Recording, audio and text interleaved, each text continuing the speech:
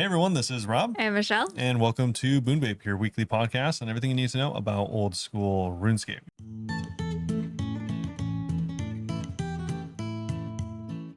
Meet Mer. All right, so this week up on the docket, we actually have quite a few things to go over. Yeah, a lot of blogs. Yeah, mostly new player guides that they maybe should have done a long time ago. I mean, to be fair, a lot of these are smaller / not interesting for the majority of people that would be listening to this. I did read through most of it. I probably skimmed some parts, to be honest. But there was like a couple things I was like, okay, I didn't know that, because I figured this game is massive. There would definitely be things that you don't know. Yeah, so that's always kind of cool. If you're bored, you might want to skim these, even though they are aimed at new players. So we have a couple new player guides, and we're going to go over those and what they may have. not go through detail because there's 3 of them. Yeah, there's 3 of them. And I feel like most people that listen aren't new. Actually, let us know if you're new, because we will never skip these details again if you are. Well, either way, we are going to go over most of it anyways. So also, if you are new, probably just take a look at them to begin with. So they have cool like graphics and stuff. I don't know, I liked it. Yeah, they did a pretty good job. And then also we're going to be going over some player support stuff. We haven't heard anything about this in many months, considering that this was a pretty big topic whenever they did, show the roadmap. And then we have this week's update, which is some POH stuff. Yeah, recoding. It's not actually POH stuff. Yeah, honestly, it's more like infrastructure behind the scenes stuff, and then some fixes to go along with it. So the patch itself this week is kind of light. Yeah, just miscellaneous. So the new player guide's really caring this week. yeah, there's a lot to go over. But before we get into any of that, okay.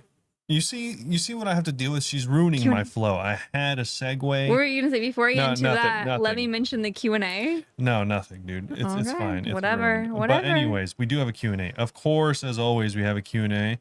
And if you want to, if you want the best Q&As, ask why Michelle keeps ruining my segues.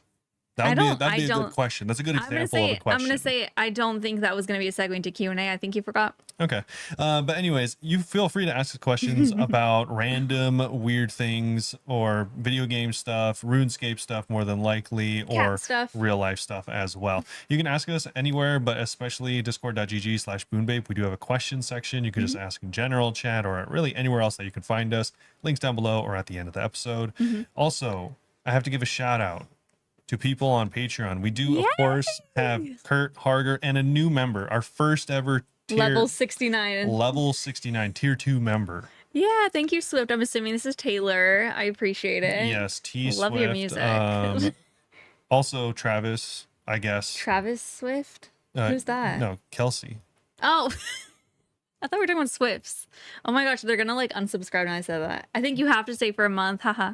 But yikes. Let us know if you join Discord so we can give you the badge. Also, at your level, we're supposed to let you watch us record live. So like if you join the Discord, you'll have that option. You don't have to. We're still gonna try and figure that out, whether we're gonna be like, I didn't think anyone would really do tier 2, to be honest. Yeah, we haven't figured out the logistics of whether we're gonna be recording.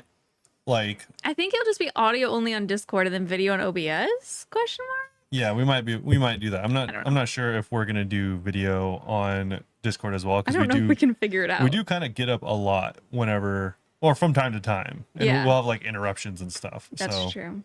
But you'll hear the interruptions, at least. Yeah. Also, we do this after work, and I don't want to have to like look not like a bum. We're literally recording. Yeah, true. Anyways, I guess you have a good point, but I still, we're still figuring that out. Nonetheless, so thank you again, Swift. Shout out to you. I got the email and I was like, Robert. Just like every episode, this is sponsored by us. Feel free to go to Patreon to subscribe. And this is actually sponsored by Harger, Kurt, and Swift. Yeah, you'll get a bunch of goodies, including like Swift just got the ability to watch us live and stuff like that, which we need to figure out. Yeah. So all this goes towards just upgrading the podcast to make it sound or look better. So I had people commenting on shorts and stuff, being like, "Clean your living room." And I'm like, "I'll get a green screen soon. I swear." Yeah, definitely not going to clean the living room. I clean it sometimes. No, we just have so much cat stuff. But yeah, so without going into further stuff, we could talk about that all day. Really before we get into all the other good stuff like the blogs. Michelle, how's it going? It's going well. I have gotten a new PB at Delve. I finished wave 7. I finished it off stream naturally. I've tried wave 8 once while live, and I was like, what's different, guys? And they're like, it's just faster. They didn't tell me that there's back to back of those rock attacks where it turns off your prayer and it's 3 things. So that was scary. I died. But yeah, I'm feeling much more hopeful that I'm able to get level 8. My goal is actually to do level 9 because I could be so wrong, but I am convinced that one of the CAs is going to be to finish a level past level 8. Yeah. I feel so sure of that. I don't know why. I mean, I feel like a pretty good bet. I don't know why you feel so right? unsure about it. Get your hole out of my face, Goose. My God. I feel like it's practically guaranteed at this point. Yeah, I think so too. So I really want to be able to do level 9, but I need more experience with level 8, and I keep not having enough food. Last night especially, I was so off my game. Like the other day, at least, I was finishing like 6 and 7s, like, and deciding to leave. Last night, I kept just dying out of 6, even some 5s. It was not my night. Cool. But that's good. I almost forgot this weekend too. I was literally just doing delve all weekend off stream. I got a drop a delve. Oh yeah, you did. 300 total levels. You got the pet. No, I didn't. And it 300 total levels, and it was my 10th time on level 6. I got the boots. It's crazy. The Avernic treads. I was like, I thought it was gonna be like the cloth. Robert thought it was gonna be the pet. I got the boots. How lucky! Oh my gosh. The boots with the fur. With the fur. So I sold that for like 350 mil, and I used the gold to buy Masori Fortified, and then. I was peer pressured because I was like, all right, I'll buy ZCB once it's a little bit cheaper. And then people were like, it's not going to get that much cheaper. So I sold my crystal armor and my Bofa and got a ZCB as well. Yeah, nice. Yeah. So pretty cool, pretty exciting upgrade. If you've been an OG with the stream, I've been using this Bofa since like 2022. Since the beginning of time. A very long time. So this is very cool for me. I'm super excited. Nice. And then T-Bow next in 5 years. So Maybe that's going to take a second. Yeah, my cash stack is less than 2 mil now. Huge. Yeah. That's cool. Maybe you can get like 5 more pairs of boots. Who knows? Maybe. That would be insane. Anything else? So. I think that's all I've been doing, to be honest. I've really just been at Delve this entire time. And now I'm like worried. I'm like, oh my God, are people still into Delve? Like, is this old content? Should I be streaming this? Yeah, cool. I'm glad I'm a casual streamer now, so I don't have to worry as much. Anyway. How are you? All right. Perfect timing because we were talking about Delve.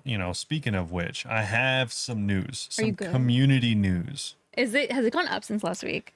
Last week it ended at 55.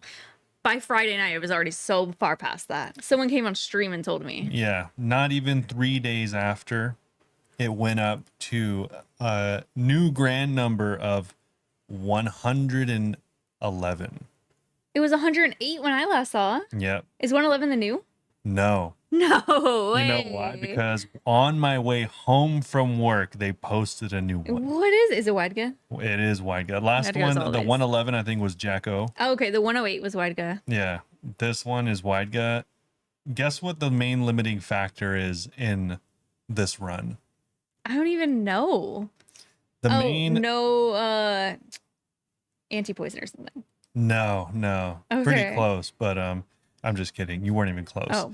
So the limiting factor is the log out timer. So now we've reached the max. They're just going to have to go faster? They're just going to have to go faster. Wait, what level is it? Do you have a guess? 114.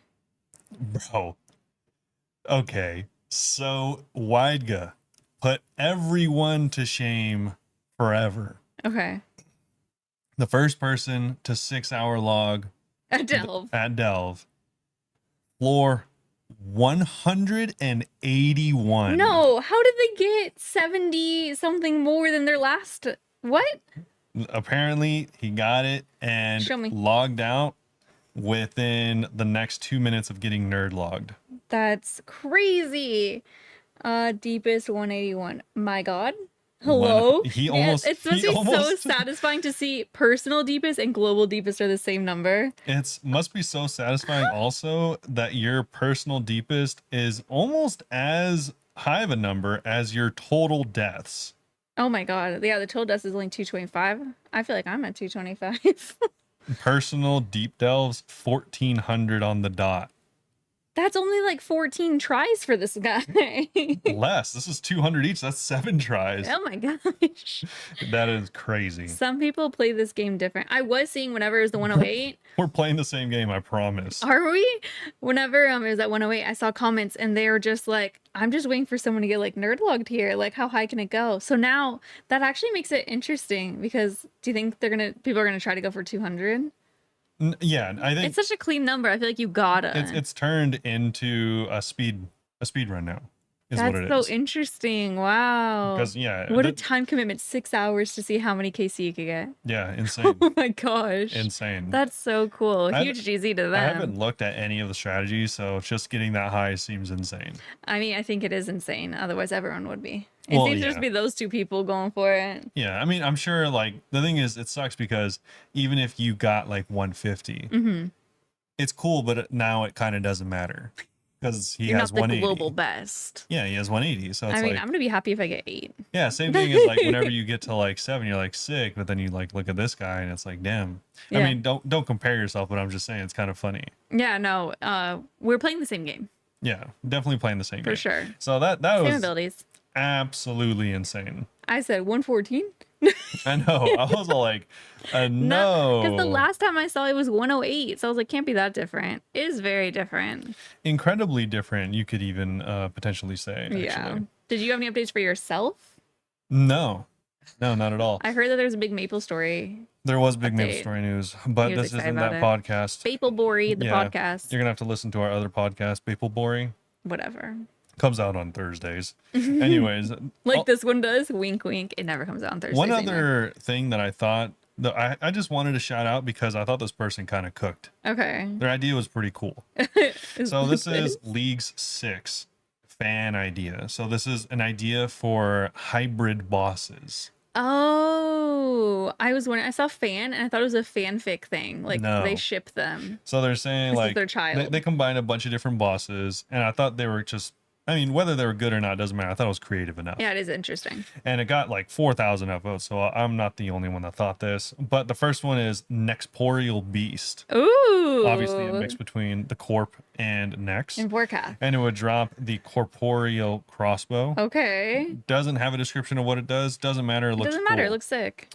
There's also art with each of one of these. I like this design. The Calphite Parasite, combining the Nightmare and Calphite. Ooh, that's a good combo. And then you have Chitin Armor. Okay. Chitinous Armor, a known thing in many MMOs. Great. Really?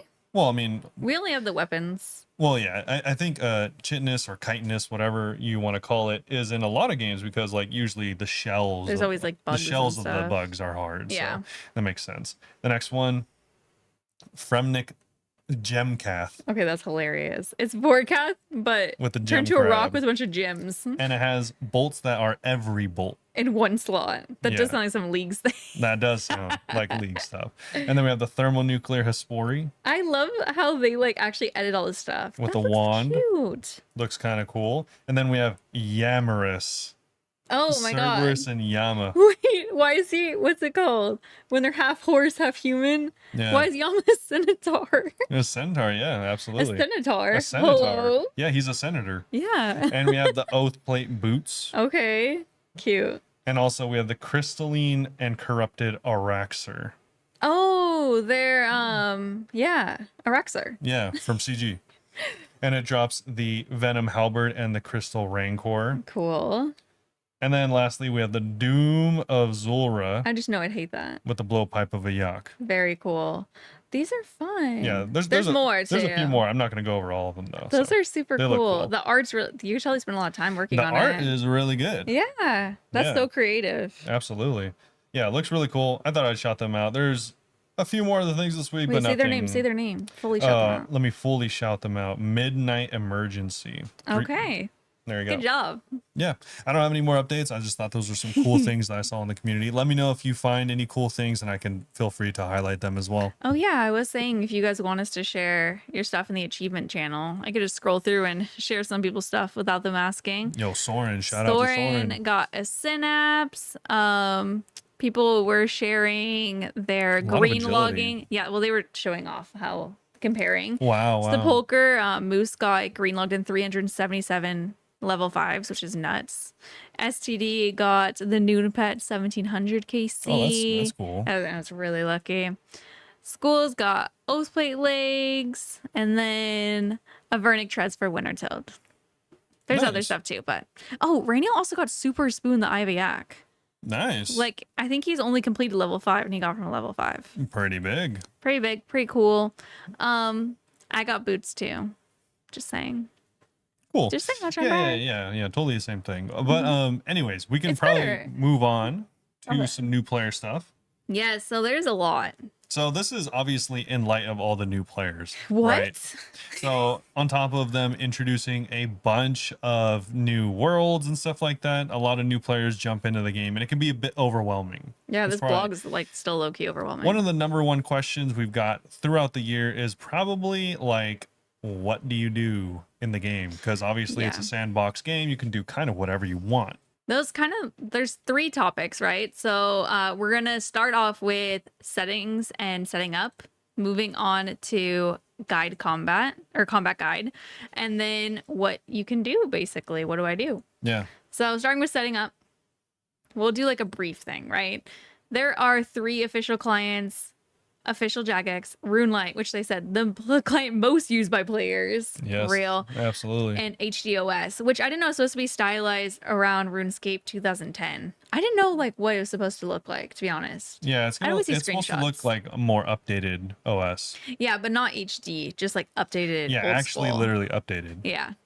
I like they try to hype up the official client. This was created by us and is the only one that's on both desktop and mobile. It's true. I mean, and they've been adding more stuff to it, and it's definitely gotten significantly better over the years. So I mean, it's not bad anymore. Yeah, no, I use the mobile. It used to be way worse. Whenever we first started like playing like more in like 2018, Robert was trying to get me to get RuneLite, and I didn't want to get it for like a year. I was like, no, it doesn't seem worth it. I think I didn't get it until we moved in together. I downloaded it for you, and we didn't move in together till like 9 months after we started playing. It was a long time. And I didn't even get that computer until that Christmas. Yeah. Oh my gosh, it was a really long time. I would play on a tablet, to be fair, not like on my phone. True. They first start by saying game modes. Anyone who's new, please, if you want to be an Iron, you have to tell them on Tutorial Island. You cannot go back. Yeah, as soon as you leave Tutorial Island, whenever you talk to the wizard, there is no changing the status of your account. It is there forever. You can only make the game easier for yourself. You can't make it more difficult.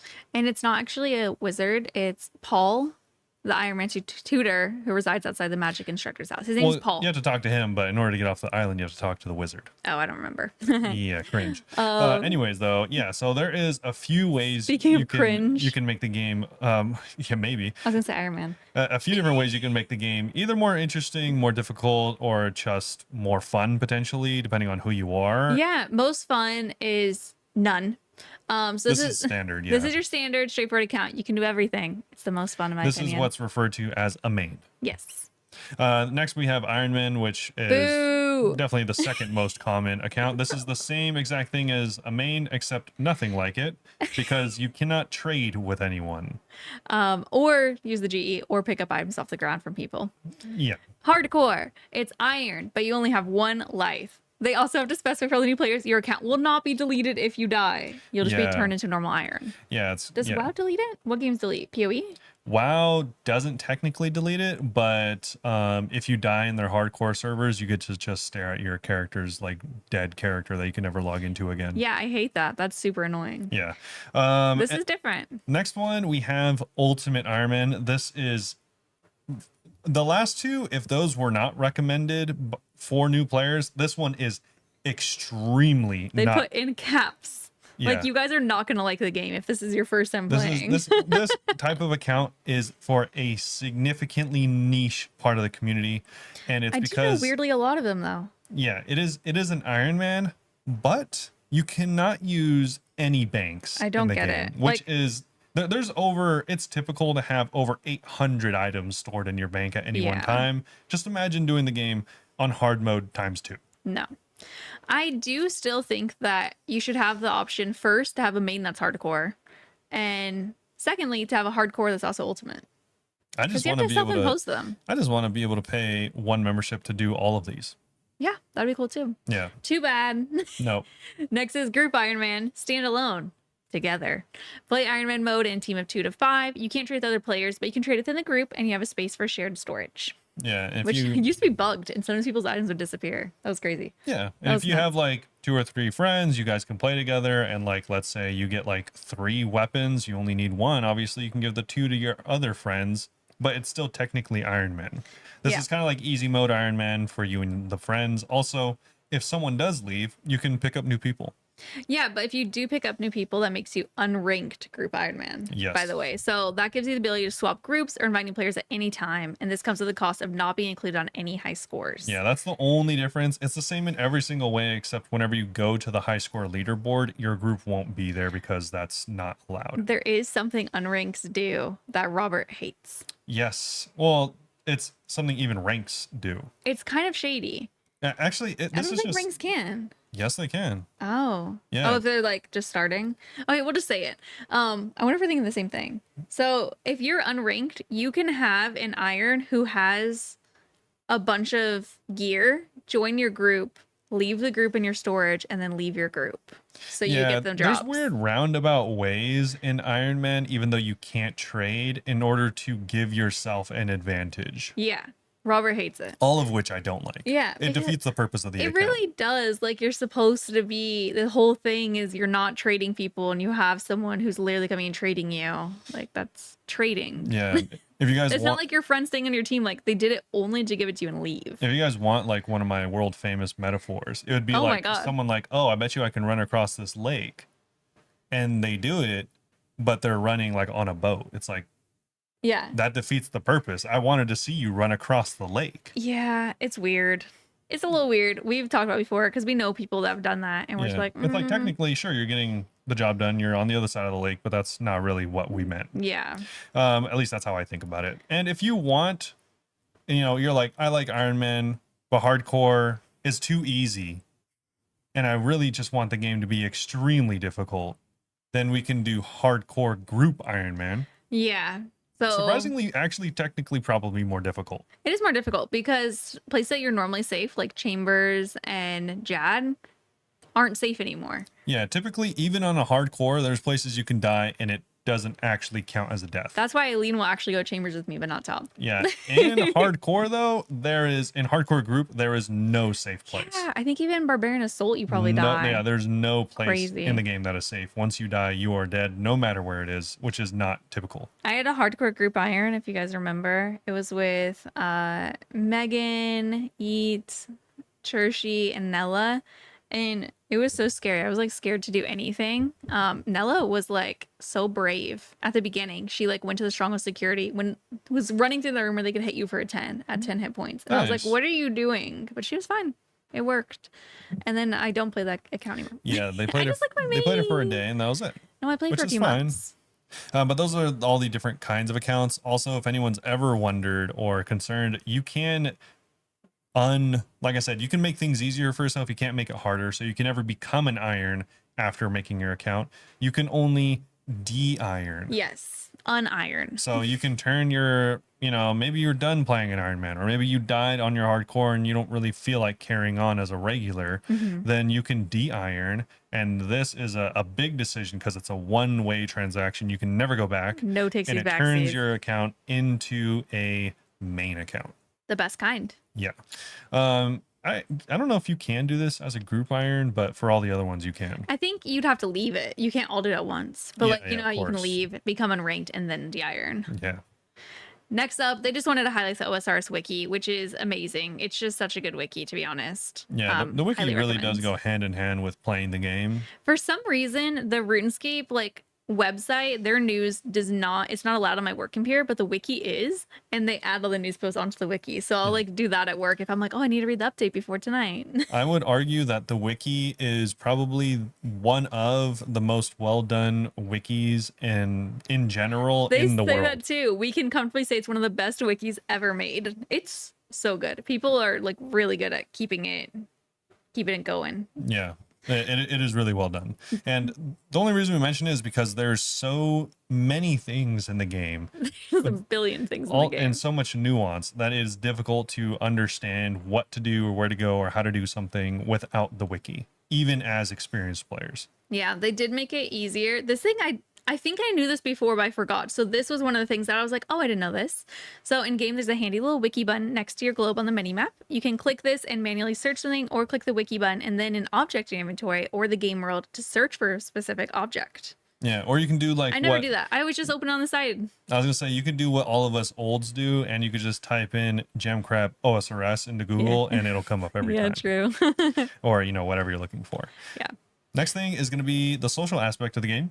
Yeah, we have a chat box. Yeah, there's just explaining. Turn it off at Wintertot. We're in forestry.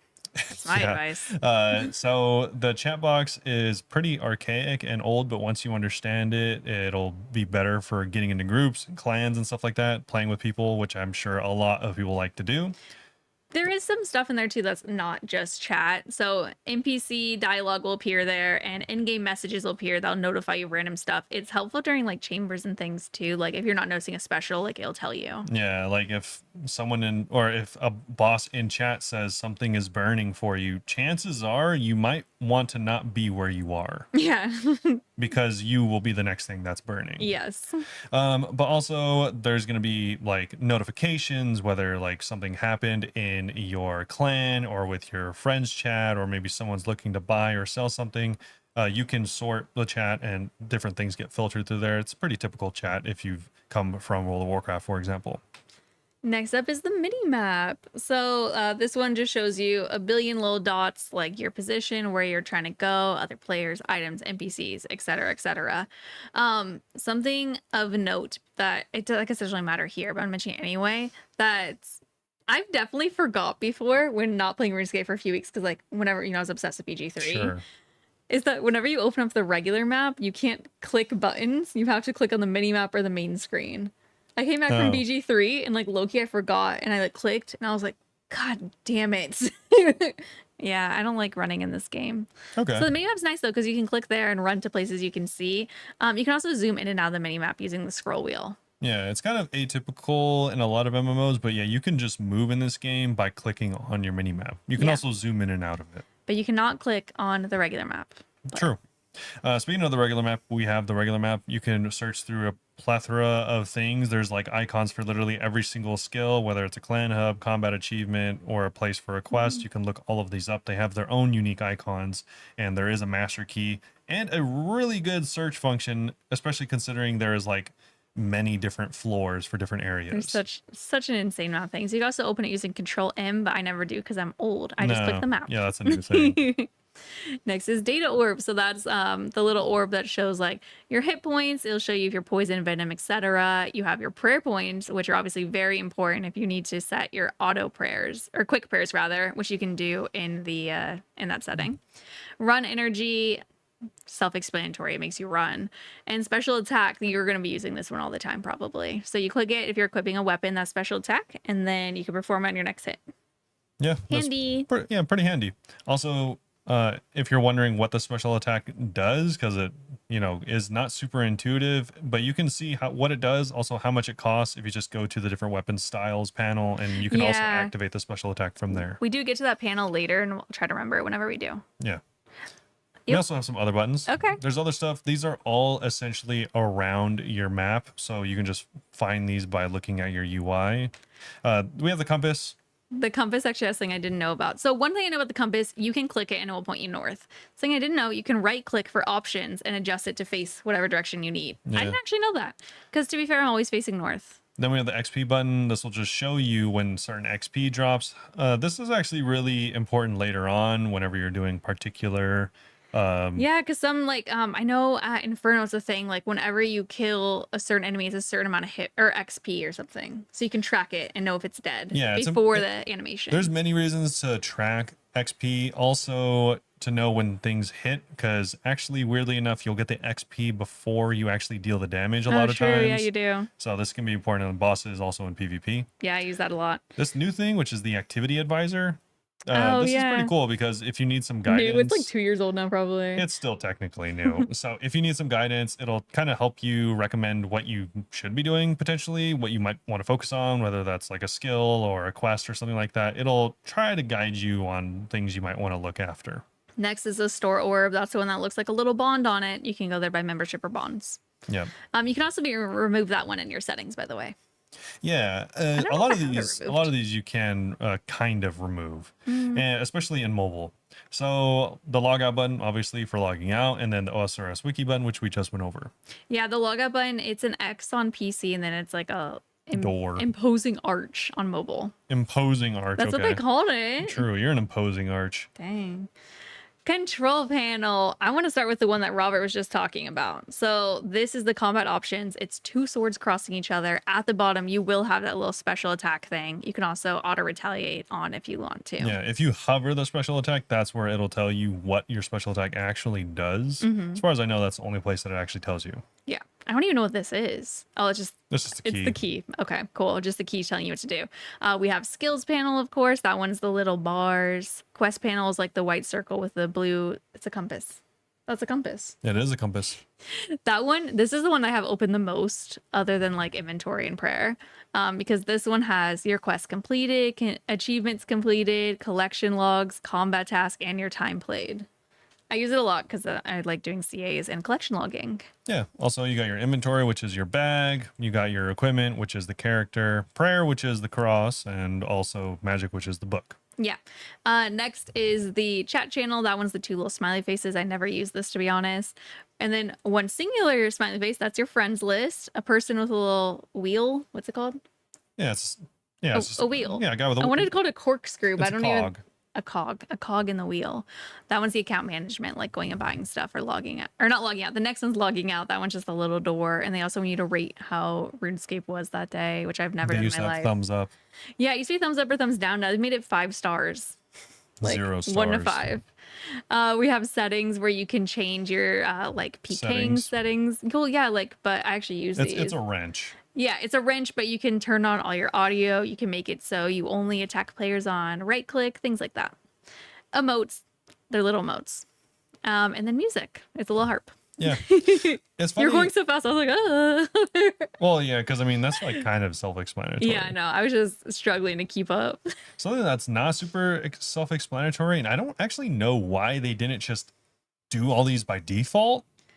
It must just be because it's so late now. They're like, like, yo, we have all these recommended settings you should probably try and turn on, but we're just going to list them. We're not going to do it by default. I think that would be an issue if they did, because some people are so used to the way it is. Sure. And also this, I guess, isn't super intuitive as a new player, but a few of the options include shift clicking to drop items. This is good for dropping a ton of fish you don't want to cook right now. Turning on hide roofs so you can actually see inside buildings. Also keybinds. This is really important if you actually want to play this game even remotely seriously. Yeah, that one, it's just you have shortcuts.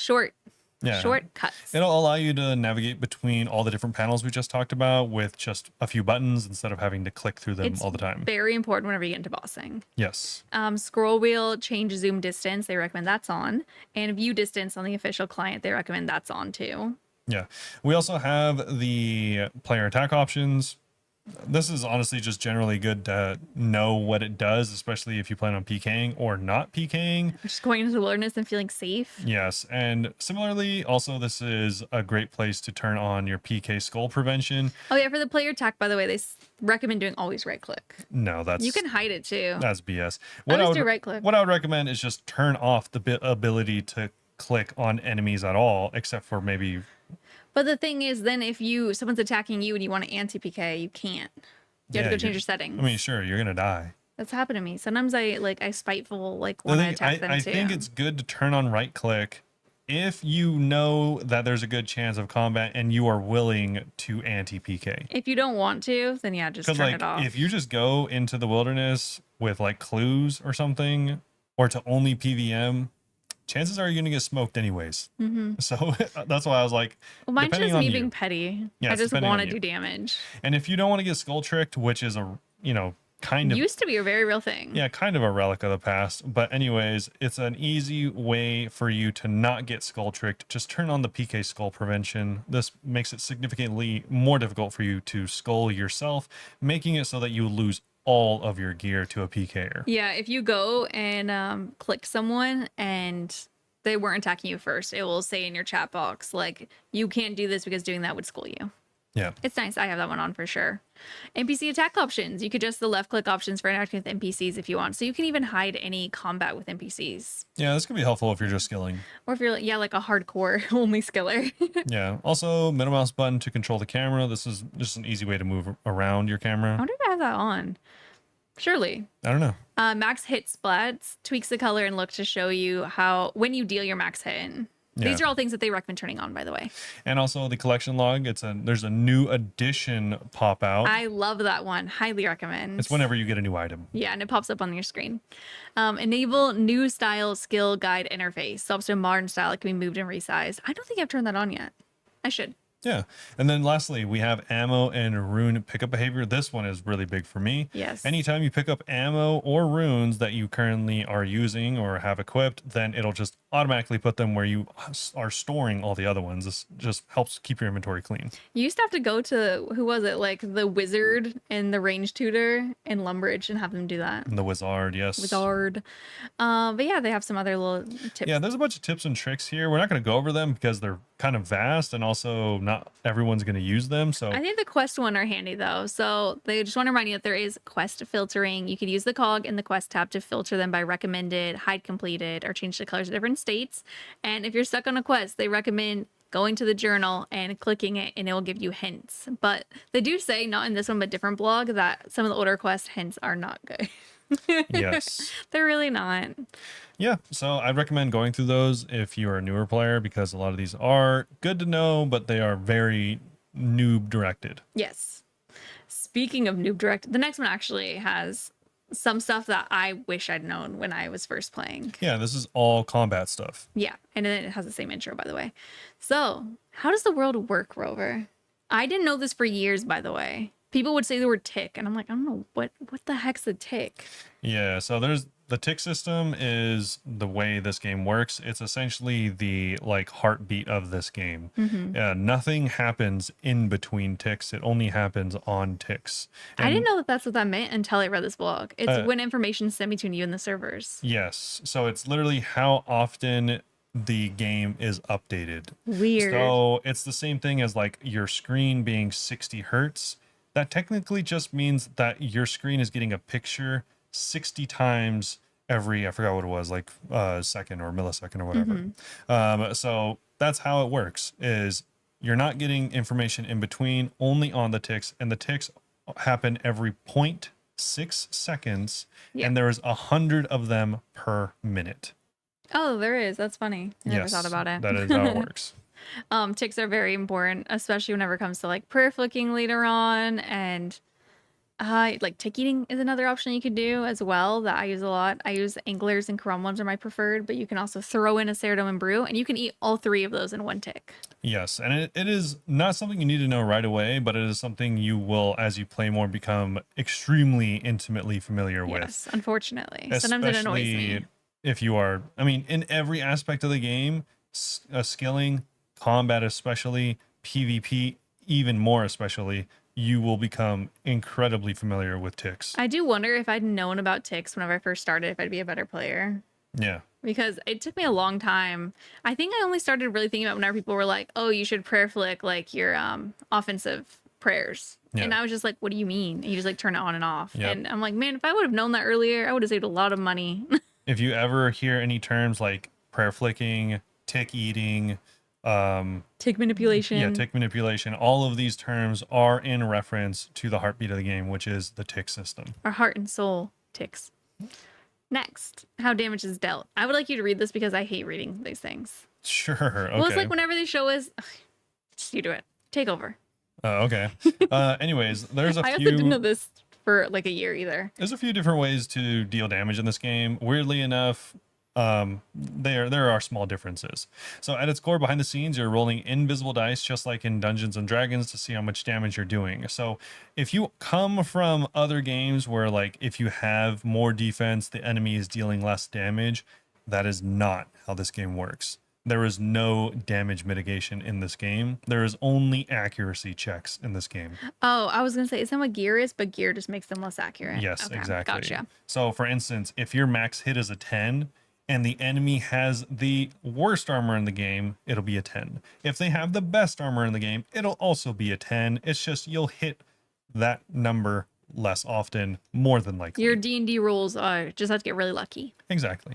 So that is how combat works in this game. There's also ways to boost your damage and boost your accuracy and also make yourself more or less vulnerable. And there's also even immunities to certain types of damage. Something that I didn't know before, whenever I learned this a long time ago, but whenever I first started, whenever we were playing in 2018, man, the combat annoyed me at first, I'm not gonna lie, because there's so many different melee ones. Got my attack up to 15, was like, finally, I'm gonna get revenge on these unicorns on the way to Varrock. No. Went to attack and it killed me, and I was like, wait, defense, strength? Question mark? They were both at 1. I didn't. Yeah, so I didn't know. To expound upon that a little bit, there Yeah, are please specify. You need like equal amounts.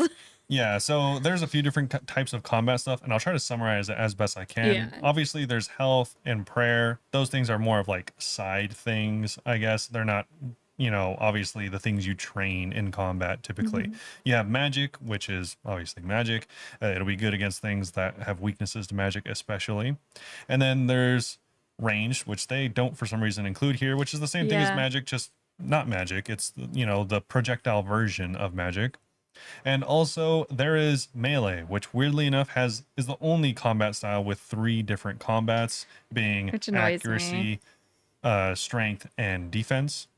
That's probably why I always prioritize melee, because I'm like, there's 3 of them. It's got to be the most important. Yeah. It's weird. This might get a little bit confusing, but it's not incredibly important right away. But each and every single enemy has different vulnerabilities to every single type of damage, being slash, stab, crush, ranged, and mage. They all have different values. So an enemy that is weak to slash might be really strong to mage. So you're not going to want to bring mage to an enemy like that. That was something else that really frustrated me whenever I was learning, was finding out that you don't just have one set that's the best everywhere. Yeah, it is extremely, it is what allows this game to have horizontal progression in the end game. Yeah, it is very important, but it was very annoying at first too. Yeah. I remember I used to try to mage wearing melee gear. Yes. And you'd be like, stop. And I'd be like, I'd get pissed. I'd be like, I don't want to. I will switch my gear. From a traditional aspect, it is counterintuitive, but you will do more damage as a mage. It's worth it to switch. Literally not wearing any gear instead of wearing armor. Yeah, you need to embrace the switching lifestyle. It's so much better. Yeah. And yeah, similarly, like I said, this doesn't, or on the same line of thinking, this doesn't really matter early on. You can kind of just use a scimitar for the first 50 to 60 levels, and it's not a big deal. This matters more later on. Yeah. Definitely. Next up, combat skills and effects. We kind of talked about. Yeah, I talked about all that. Combat options. So we talked about this a little bit. Auto retaliate is something that you will probably not want to turn on. By the way, I don't think we said that. You might want to keep that off initially. We didn't talk about that. I briefly mentioned auto retaliate is a thing. Yeah.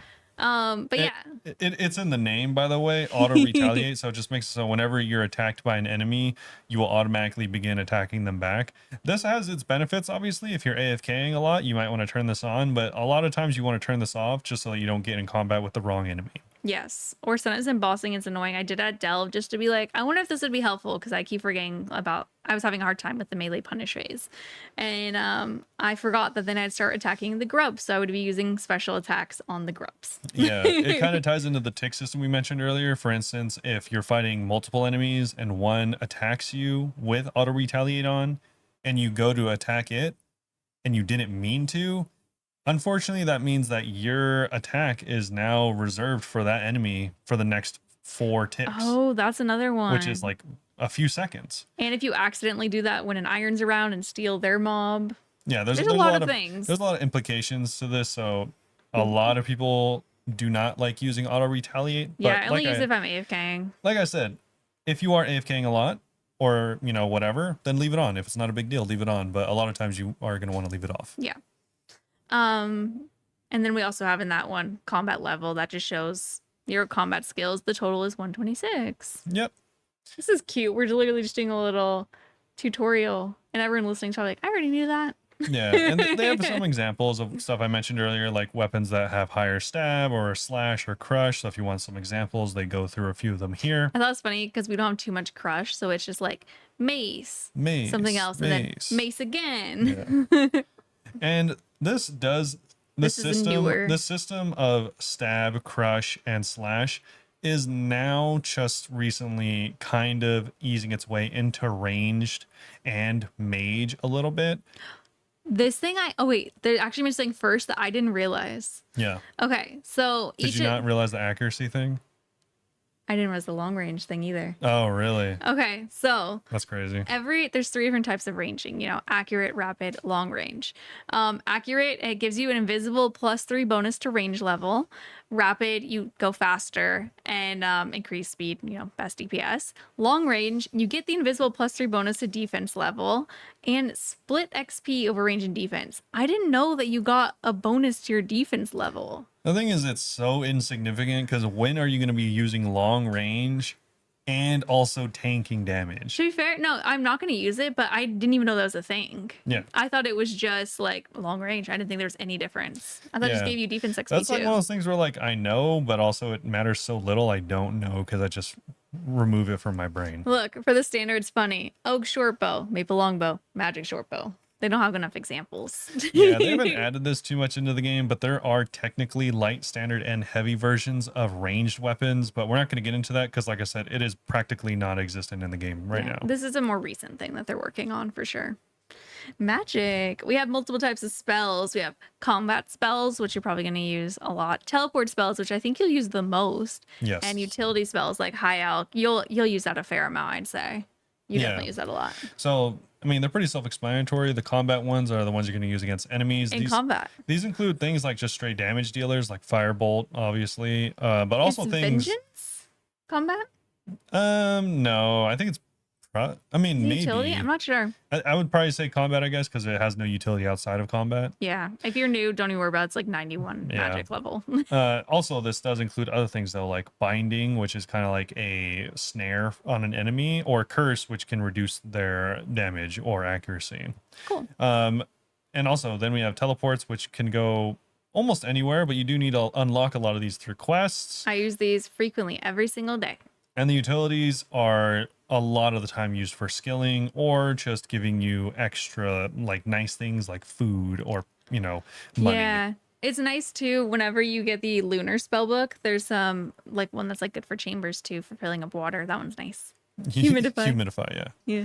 But yeah, so there are ways to cast and also cast, and there's a few different types of casting. We don't really need to go over that. Well, there's another one that you can also get defense and magic at the same time. Yeah, I don't know. Similar to range. I don't know why they. I don't really know why they added this. I use it sometimes because my defense was below everything else. Oh, okay. Yeah, just so you know, any of these that we mentioned, a lot of them can be split between something and defense, like ranged and defense. You'll level them both slower than if you just did one or the other. Yeah. It's still technically the same amount of XP, but split. And similar to how we have like stab, crush, and slash for melee, we also have weaknesses for mage. This is extremely new, but it is applicable against most enemies in the game now. For instance, demons are weak to water, and obviously anything frozen is weak to fire. So there's a whole list of this. If you really want to look over it, this will really, really increase your damage and also extend the length of your runes, which is really important early on. So maybe look into that if you want to level magic early. Prayer. Prayer is something that I didn't know about whenever I first started, and I had a pair. I had bones in my inventory, and I went to drop it, and it said use, and I was like, "What does that mean?" And that's how I found out prayer. Well, then you must not have used them correctly because it says bury. Oh, I meant to say berry. Sorry. I Liar. haven't said Caught. use Caught now. in 4K. Oh my god, that reminds me whenever I was doing goblins trying to get beginner clues and I was cannoning and just like, like just picking up the clues, never got them. And someone came over and they're like, thanks for all the free bones. I was like, these are regular, you're getting like 5 XP a bone. Yeah. And I was like, oh, no problem. I want to be like, stay, hang out. Do you want some big bones? You want some dragon bones? That reminds me, on a similar note, this is probably one of the biggest noob tips I could give. Okay. Download the plugin on they actually have this for the base game as well, so you can just do this there as well in the settings menu. Turn on menu entry swapper and swap your food to use and your bones to use. Not all food. Because if you're bossing, don't do that. Any food that you're not going to be using. But cabbages, while everyone's eating that freaking cabbage for that quest. Cabbages, oranges, onions, everything olives. You cut for quest. Oh, whenever you accidentally eat it, it's tilting. Frog legs, all of these things are used for quests, more than likely, and there's an extremely high chance that you will accidentally eat one of them. And you'll be like, oh, I'm not going to eat it. I'm only going to bring one. It's happened to everyone. Yes. Upsetting. It has happened to literally everyone. So annoying. And then you have to go and reacquire it, which can be annoying. Yes, definitely. So that's probably the biggest noob tip I can give. Prayer's just really good. I don't know. The most important. I don't know how to sum this up. You go for it. Oh, prayer can just make it so that you're doing more damage, taking less damage, or more accurate. The most important level for prayer by far and away, it's not even close, is level 43. If you do nothing else, get your prayer to 43, and you can kind of hang out at that level for a long time. The reason that's so important is that unlocks a thing called overheads, which is just something that allows you to negate entirely a type of damage. So you can either fully negate magic, ranged or melee at any time. Or at least mostly. As long as you have prayer. Yeah. It's huge. That's like necessary. Yes. And someone else also made like a little guide for some ideas. We're going to go into ideas in a second anyway. Brucifers. I was going to ask, how would you say their name? Or it's Bruce Fears. Bruce Fears. Okay. Oh, I think it's Brucifer, like Lucifer. But like Bunebape. RuneScape, Bunebape, Lucifer, Brucifer. The only reason I don't think so is because there's no I before the F. There is an I before F. CIF. Is your LASIK failing just like mine? Are you actually just straight up blind? No. Oh my god, they spelled it 2 different ways. Yeah, I was like, okay. No, they spelled it wrong. No, here, it is an I. Brucifer. Wow, I feel bad for this person. They had a typo in their name. There's a typo. That makes me feel bad for Brucifer. Damn, Brucifer. Sorry, Brucifer. So, Bruce Fires. Yeah, if us yapping about this for a while hasn't really got through to you, they do feature a Reddit user, Brucifer, that posted a combat fundamentals guide quite a while ago, but they include it here in their own blog. And it goes over everything we just mentioned and more about everything in combat, including eating, prayer, and items you might want to look for. There's all kinds of cool stuff. I thought this was really fun. Yeah. Starting from shrimp and ending with fire cape. There you go. It even goes over the tick system. Yeah, a little bit. Kind of cool. All right, so moving on to the third and final installment of the new player guides that they came out with. Tying it back to the first thing I said is a lot of players kind of quit because they don't know what to do. Yeah, so they asked the age-old question, what do I do? And gave us a little guide. Yeah, so there's a bunch of progression systems, which is, one of the main reasons that people get lost. So they try to give you a bunch of breakdowns, but also things that you might want to do. So they're trying their best here. So first off, we have skills. So there's a bunch of skills, obviously 23 of them. And is that 23? Yeah, I think there's 23. It's 20 something. There's gonna be another one. There's about to be 24. Yeah. Not only do higher skills give you access to newer resources, but this also will allow you to equip the best gear or even grant you new abilities for, slaying unique enemies and getting unique rewards, but they're also required for quests. So there's a ton of different reasons why you should level every single skill and maybe try them out, even especially if you look through your skills, they're all like 40 and there's one of them that's level 1. Everyone knows it's going to be Slayer or rune crafting or like hunting or something. Slayer's slow to start, but that one's so fast to get once you really start it. Well, once you get to that point, you realize some of them are like level 1 or like level 4 or something, maybe go back and try those again, because you will need them eventually. You'll need everything eventually. The other thing they want to go over, we'll go into more detail, is setting goals though. So RuneScape's all about setting goals and achieving them in whatever fashion best suits your play style. And this is something that I really like, especially whenever I first became a member. So they say, as you set the goals and start working towards them, the game unravels into an ever expanding spiderweb of options. The example is they want fairy rings. So they want to require or complete partially the Fairy Tale 2 quest. Fairy Tale 2 requires various other quests, including Lost City. Lost City requires 31 crafting and 36 woodcutting. A lot of crafting XP is available from early game quests. These quests in turn have other skill requirements or item requirements and so on. That's the thing that happened whenever I first got members. I was like, I want to do these quests because I really wanted agility and thieving for some reason. Yeah. So I would choose a quest that rewarded a lot and then just go like backwards until I got like the first quest that I need to required and just go from there. And it was actually pretty enjoyable. Okay. Or like me, whenever I first started playing, I wanted to make a lot of money. So I was like, how do I get to Vorkath? And in order to do that, you have to Vorkath takes a minute. You have to do a Grandmaster quest, one of the first ones, and it requires a ton of other quests leading up to it. So it kind of just allows you to set a goal and then follow through with all the things required for that goal. So it's really easy to like find something you want and work backwards from there. Yeah, it's kind of fun. And don't panic. It might sound daunting, but once you're rolling, you're going to find yourself bouncing between different content. It's actually, I consider that like a bad thing almost, because sometimes I'll forget my original goal and I'm like, oh my God, I got to go back. Yeah, you can definitely get lost in the sauce. Lost in the sauce. Got him. Okay. I haven't heard that in a long time. Anyways, back in my day, we have skills. So they talk a lot about leveling skills, and this is a pretty important part of the game, even though some of them might not be as fun as others. Unfortunately, they're all kind of necessary for questing. Yeah. But of course you don't have to level the ones you don't want to. So if something really sucks and you really hate it, then maybe just hold off on it until you really feel like you have to do it. Yeah.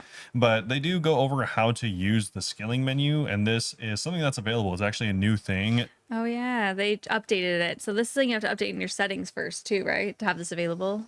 Because they said something about they recommend turning on the new setting. I think this is it. Yeah. Well, anyways, if you click any of the skills, it'll bring up a separate interface, like woodcutting, for example, and it'll show you like what woodcutting is, how to increase your level in it, and stuff like that. Some items that might be useful for it as well. It also includes some mini games, which are really important because, for instance, woodcutting has a mini game for it. You can either do forestry, which is the main one, or you can even level it through other mini games like Winter Tot, and this makes it a lot faster, or at least the time goes by a little bit faster. Yeah, not just clicking the skill on your skill page. There's also in-game tutors that could provide you advice. Just go to your map and you can scroll down on the key to different tutors and click them and it'll flash where they are. I didn't realize until like multiple different accounts that you can get like free runes from the mage tutor. Yeah. Not like good runes, but like it's nice when you're starting. And definitely some of them more, if you're like not sure on what even to do, like you can like find a tutor, but it doesn't really help you with what you're looking for. If you just want to find something that has good experience per hour rates, then you can just go to the wiki, because the wiki has a training section for every single skill, and it lists free to play and pay to play. Yeah, free to play, pay to play separate, just so you don't like get it mixed up. And also it goes like in order of like the most rates per hour to the less rates per hour, and you can see what you can actually do or want to try. We have such a good wiki. Yeah. We're very lucky with this wiki. Also, there's skilling mini games. So some examples are Gardens of the Rift, Temporos, and Winter Tots. Those are for rune crafting, fishing, and fire making. Yeah. I love the mini games in this game. That's like my preferred way to skill most stuff. I think it is probably for most people. Yeah. I mean, some people I know don't like for most normal people. Thank you. There we go. If you guys don't like mini games, you're weird. I feel like the most newer players would gravitate towards that. I feel like the people that like it less are probably older players that are just used to leveling the old way. Yeah, they want the classic experience of fishing and sitting there, I guess. Yeah, but if you don't like mini games or training the old way, you can just do, quests. You can actually level up your skills quite a bit just through quests. Yeah, I did a lot of stuff in the quests. And the quests are not like other games, which I didn't know other games are like not very interesting, but they pointed out. They're very story driven. If you want to skip the story, just hold down spacebar the entire time. But like they go into lore. They get into it. Yeah, there's over 170 quests now, which kind of sucks if you want to go for your quest cape. But You will do every single quest if you end up going for the cape, but it does have some useful stuff. Also, some useful stuff, if you go into your settings panel, look up the quest list, there is ways to filter through the quests themselves. So you can either filter out unstarted quests, completed quests, or mini quests. If you are just looking for certain ones, this will be the best way to do it, instead of just, because by default, if you look through the quest guide, it shows all your completed ones as well. Yeah. So it's not super easy to find right away. Starting quest, you can make it, like he was saying in your settings, you can make it so you can see quests that you haven't started yet, which is kind of cool. The way I did it, to be honest, I just go and look at the menu, like the map around Lumbridge, and I just go to all the little quest ones to be like, what can I do? Because if you can't do it, they'll tell you. And also, they will tell you. A lot of people don't know is if you go to your map and find a quest giver, which will just be the quest icon on your map, that's where you start the quest. And also, if there's a red X next to it, you can immediately know if you haven't even started the quest. Yeah, if there's 3 yellow dots, I think that means that's in progress. I've never seen that because I just finished them. I don't always. Okay. But if you are still having trouble or just hate questing in general, there is there's plenty of ways around this. Number one that they don't list here, that I'm going to list just because well, they actually do list it here, but it's the third option, and it is just like essentially think of it as like a juiced version of the OSRS wiki. So like the wiki itself has an explanation / guide for every single quest in the game, step by step. Just imagine if someone was holding your hand and showing you in game exactly where you should be going, what you should be clicking, and who you should be talking to. That is the RuneLite Quest Helper plugin. Yeah, but I think that they don't upload them until like a month after the quest is out now. At least for like Grandmaster quests, they don't. Yeah, so you might not be right up to date, but for every other quest, like right now, it should be updated for every single quest in the game. Yeah, they do say that if you don't want them to solve too much for you, you can update the settings to like make some solves yourselves, because I like the quest helper, but at the same time, like I like to try the puzzles at first myself. Some other recommendations though, like the wiki, and then also YouTube is a really good recommendation. Obviously I used what was the word, Slayer Music. Yeah, their guides helped me get my quest cape years ago. They have some tips too for questing. Pay attention to dialogue and pay attention to the text and books or documents you find during the quest. Keep track of what you've been doing in the quest log thing. Old quests are not going to be as helpful. If you're stuck, chat to different NPCs in the area that you're at, and they'll probably tell you some little useful things. And keep an eye on the items dotted around the area for quests. Some might be random spawns, but some are going to be useful during the quest, which I like that they've been doing that a lot more. I guess you don't know as much there, because usually, you know, like you start a quest and you're like, oh, I gotta go get a knife, let me run back. Yeah. Now they'll be like, oh, there was a knife a couple of houses away. Like I feel like they're doing that a lot more, which I like. Yeah, that's cool. Not with more like unique items, obviously, but with small items, it's kind of cool. They're like, what? There's a Bandos God Sword on the ground right there? Oh my god, I needed that. Crazy, that's convenient. But yeah, that's what they had on quest here. Next up is getting around Gilnor, which is something that arguably the most important part. Man, when I first started, getting around Gilnor sucked. This is something not only you'll use for quests, but you'll also unlock it through quests, and also you'll continue to use it after you're done with all of the quests. Yes. So obviously the first one's going to be walking, getting from A to B is nice, but there's a really easy way around this. Is if you're a main, this is especially easy. Just go to the GE right away whenever you get some money and buy some stamina potions. Yeah, or energy potions too. They don't work as well. Yeah, but energy potions restore your energy. I think it is 20 per dose. And if you get a stamina potion, not only does it restore your energy, but also it makes it so you only use half energy for 2 minutes. Yeah, it's really nice. It is incredibly good. Yeah. If you're going to be walking like regular, would recommend working on your agility. Yes. Next up is teleporting and magic, which you're also going to use all the time. Or I use it all the time, at least. So if you have a level of 37, you'll be able to switch between Varrock, Lumbridge, and Falador, like the 3 main ones you need at that level in the game. It's so nice not even to walk around, to be honest. You could just go buy some runes and cast some spells. There's also a spell, if you finish, I think it's the Varrock Easy Diary, to make it so you can teleport straight to the Grand Exchange too. That one's pretty sick. I like that a lot. Yeah, really useful. Or you can buy a Ring of Wealth, which can teleport you there as well. Well, it's kind of what this is going to say. Yeah. So there is enchanted jewelry. This is probably just as useful, if not more useful. Like, just started using this more. That is There's crazy. some, I never used the Ring of Wealth to teleport to the GE Crazy. until recently. I'd go to my POH, be in the wrong spell because I couldn't tell, you know? I'd go to my spirit tree and run there. Insane. I still do that though. Even like now, like I have home tellies and be at the GE, but I'm like, I'm gonna run to my spirit tree. I don't know why. I just feel like my spirit tree. That's nuts. So you can enchant jewelry, different kinds of jewelry to take you different places. So you can enchant certain rings that'll turn into rings of wealth, which can teleport you to a few different places, including the GE. On top of that, you can like get teleports to the dig site, teleports to Ferox Enclave. There's a bunch of places that you can teleport to with the jewelry, and especially for certain like clue steps, this is gonna save you a ton of time. Yeah. But most of these you can just buy off the GE, so it's not a big deal. Unless you're an iron. Yikes. Other transportation methods, there's all kinds of stuff that you can get. There's capes, books, vials of like ectoplasm, basically random stuff like that.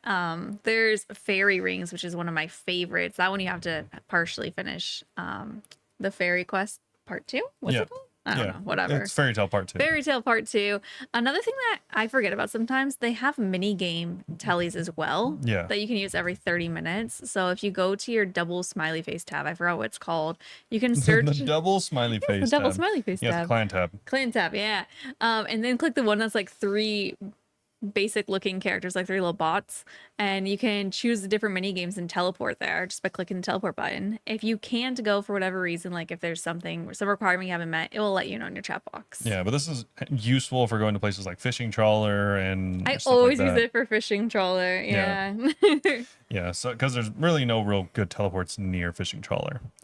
Also, we have some goals. A lot of people get burnt out because they don't know what to do in the game, so this is that instead of just leveling your skills for the sake of leveling, or maybe you're just over requests, there's a few other things that you might want to do in the early game in particular. This is initial goals, like immediate goals. Yes.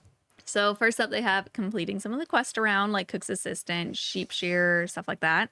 Find some food. Very important. I feel like I probably died in Lumbridge because I didn't. And I'll go attack goblins. And I love risking it and seeing who dies first. I think one of the go-tos is either thieving for cakes like they mentioned here, or what I do almost every time is I just level up fishing and get a bunch of trout. Yeah, I always level up fishing and get fish there too. Level up your combat stats, obviously. Visit the Stronghold of Security. You can get a free 10,000 gold and low rainbow boots with spikes on them from down there. Yeah. Also, if you are kind of just in a lull and don't really know what to do, or you haven't decided yet, you can do some early agility levels. This will save you a bunch of time even later on. One, because agility takes a long time, and 2, because leveling it up makes you run for longer, and eventually you can unlock the agility outfit. I was thinking, what made you run faster? No, right? That'd be People insane. are 99, like, shoo. Yeah, no, it just helps you run for longer. And then, of course, yeah, you can get the graceful outfit, which will help with that as well. Yeah. Some more short-term goals are earn some money. So there is a wiki list of a bajillion options on money makers. Yeah, usually, almost always, the higher ones require quite a bit of stats and or money already. Or like RNG, isn't it like, well, technically, Tob's great money per hour if you get it purple, you know? Well, yeah, it is. It is great money per hour. But like, I think the more RNG ones would be like medium clues. That's true, yeah. That's technically a really good money maker, but if you don't get the boots, you don't get money. Exactly. There's also tons of YouTube guides. I'm sure that we've done YouTube stuff. I think you have, at least, on making money. Just check that it's still relevant. They even say on here, like, some of these videos are like decades old. Yeah. Make sure, like, maybe Google it and be like, hey, is like one of the first ones, thing? For example, one of the first ones I saw a long time ago that I actually used and it worked pretty well is you used to be able to make a couple $100,000 an hour by buying candles from Catherby, hopping worlds, and continuing to buy them and bank them until you had a few hundred, and then selling it for a few $100,000. And that's what I did for like 400,000 gold. You can't really do that anymore. Oh no. I don't think so. I think like a bot does it, so the prices have gone down a lot. You can probably still do it, but it's really not worth it. I've even flipped arrows for 1 gold a piece. Oh my god! Like I had a stack of like 200,000 or 300,000 arrows that I bought from the vendors for 1 gold each. We're and playing sold the them. same game. I sold them for I think like 3 or 4 gold, which is a 400% increase, which is pretty good. You have to sell a lot. But yeah, it's not something I did long term. I was just trying to get a bond. Yeah. They also recommend grab some runes for magic training, which obviously, use some of that gold on that. Or you could get your rune crafting up, which is kind of like painful to start for me. Yeah, gross. I like Guardians of the Rift a lot because I don't love rune crafting. Yeah, or you can make a new goal as getting a certain piece of gear. Maybe you are still stuck in like black armor and you want to eventually upgrade to rune. You can buy that gear, you just can't wear it yet. Just make sure to go and actually buy it, and you can work towards eventually equipping it. Yeah. You can also get it from enemies too pretty early on if that's something you're looking forward to. I feel like this early, it's harder though. No, it's not. You can go to Fire Giants or Zamorak Warriors, which they list here, which are pretty low requirement. You can safe spot Zamorak Warriors and take 0 damage. Okay, because I was thinking I didn't have prayer at this point. Yeah. Yeah. You can literally safe spot them with Wind Strike. Unlocks some new areas. So Priest Apparel unlocks Mauritania. Children of the Sun unlocks Varlamore. And I forgot which quest unlocks Corinne, but it's a pretty early one too. I'm surprised I didn't mention Corinne. Is it Klein and Corinne? Yeah. Okay. For some reason, I was thinking it's X marks the spot. Nay. No, that one's before. Yes. Yeah, I don't know why they didn't mention Corinne on here, but go unlock those. I remember the first time I went to Corinne, Arceus specifically, I was like in shock. I was like, these people are blue. Everything's so blue and purple. What is this? Yeah, like, I thought it was the group. Craziest. Yeah, I heard that they're in Vegas or something. No, they're in Arceus. Who Same knew? thing. Also, you can try and finish your quest, like the main quest that everyone like has probably heard about is Dragon Slayer. Yeah, it's especially probably the most iconic free quest. to play. Yeah, it's the last free to play quest that you can actually do, literally the last, because you have to do all the other ones before this one, and it will unlock the best gear you can get in free to play. Being a rune plate body, right? Yeah. Yeah. Learn about achievement diaries. Achievement diaries are the best. They're a great way to round out your skills. Would recommend. They give you a lot of like little goals, and their rewards are pretty good. Like the Artie Cape one gives you a cloak that takes you to like really close to an altar south of Artie. And also like going to Artie kind of sucks when you don't have the spell unlocked, so it's really handy. Yeah, it's actually kind of like, I think of it as like Quest Cape 2.0 is if you go for the Diary Cape. Yeah, I went for Quest Cape first, then Diary Cape, and I use the Diary Cape tellies all the time because whenever you like max and finish achievement diaries, you can telly to any of them with the cape, and you can also telly to all the old ones. So like there's people that used to be the achievement diary person, and for some reason they're not anymore, but they're still in convenient tellies. Yeah. And also what's nice is like you'll often lose your quest cape whenever a new quest comes out, but there's never ever been any new diaries. So you'll just keep it forever. Yeah. I was so tripping the other day because I couldn't use my achievement diary cape. And I realized it's because it was trimmed with the quest cape. Nice. So I just untrimmed it and I could use it again. There you go. But yeah, so those are some of the short-term goals. And lastly, these are the long-term goals. Maybe don't set these as your first goal unless you already know what you're doing. Yeah. First one be unlocking fairy rings. Huge update or upgrade. This one honestly is still, I feel like low level enough that you could make it one of your first goals as a new player. When I hear short term, I imagine first 2 weeks for a casual player. Yeah. Okay, but I don't think they do Elvarg. You don't need to do Elvarg for this. No, that was in their short term goals. Yeah. I would consider Elvarg to be the same as fairy rings. The fairy ring part 2 quest does not have very many. The thing is you have to do like 5 gnome quests and that's it. It's not a lot. The next one is doing Monkey Madness, which this is like a lot harder. Jump. That's a really big jump. And then obtaining the Dragon Defender. I think that's a significant jump in time. Because it is time, but you need like 100. You need 130 total across strength and attack. Yeah. Which means you That's either actually need kind of high. both of them to be 75 or 99 in either one of them. Yeah. Or I think if your combat total is 100, you could get into. But like you're probably not going to have that. Yeah. If you just get the strength and attack, you'll have it way before. But this is still a pretty big investment early on for sure. Another big one that they suggest is getting Barrow's gloves. That was a big goal I had for a long time. Very large investment. You have to do Recipe for Disaster, which has like 35 subquests. Not really, but like several. You're probably not far off. You're probably not. And then also Fire Cape. Yeah, definitely probably one of the most famous achievements in the game. Yeah. Oh, shout out to Guzu, because Guzu is one of the bigger World of Warcraft refugees. Mm-hmm. It sounds like you're talking about Goose and giving her a nickname. No. You're like, Gusu? And I'm like, she's there eating. No, Guzu the streamer. It's funny because their first time they went and saw Jad, immediately one shot. Oh no. Were they doing it gutless? Yeah, they were doing a guide list. Or I think Even with a I'm guide, not sure if the he's first like. time you see Jad, it's scary. You're I shaking. think maybe against bosses, he's getting tips from like chat Oh, or gotcha. just maybe occasionally. I know that a lot of the quests he does himself. I haven't watched too much, so I don't know if he does it 100% guideless or if he gets some tips or whatever. Okay. But he ran behind Italy Rock and then ran out from the rock and just immediately didn't pray the correct thing and got one shot by No. Jad. It's the worst feeling, man. Yeah, but it's funny Worst. because he went back for redemption, I think the next day, and not only did he get the Jad KC, but his fiance made him a real life fire cape. That's so Yeah, cute. Oh my god, are they like a crafty person? I have no That's idea, sick. I want but to it see what it was looks pretty cool. like. That's so cool. Was there a picture of the cave? Yeah, Okay, I want to see yeah. I mean, it. it was on stream. They're probably making that for a while. Yeah, probably. Yeah, What if he cute. never did it? He's like, nah, Yeah, fiance's just keeping the closet like someday. someday. He's like, nah, it's not really for me. I would keep the cape myself. Suddenly I'm a RuneScape player. Yeah. Oh, also, I do have, since we're on the topic of like community stuff, I do have. We actually both have like a few more things, right, from the community. Like our Discord, I guess. No, no, no. Like, what updates happened? No, I told you I was looking and I didn't see anything. Oh, you're so silly. I'm talking about the poll. Oh. That's definitely something worth talking about. Every sailing activity thing passed, and we got our cape. Brrr, drum roll. Wow. Like That's Goose when she's happy. true. Yeah, so not only did everything pass, it all passed with an 81% or higher. Mhm. And on top of that, the skilling cape was done and selected. Yeah, I Is this think what you no wanted? surprise. I'm okay with it. There wasn't anyone I want in particular. Gentle Tractor won with the little sideways anchor Yeah. design. I really like this color blue though. I think I Tina mentioned. did point out that it kind of looks like an upside down mining cape. And I kind of can't unsee that. Oh, yeah, true. But it is still nice. And, it's a pretty color blue.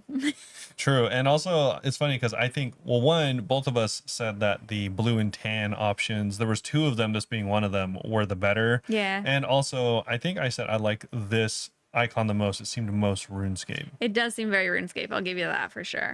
Yeah. So shout out to Gentle Tractor. We were talking about Arceus earlier. He actually invented Arceus, so that's kind of crazy. Did he?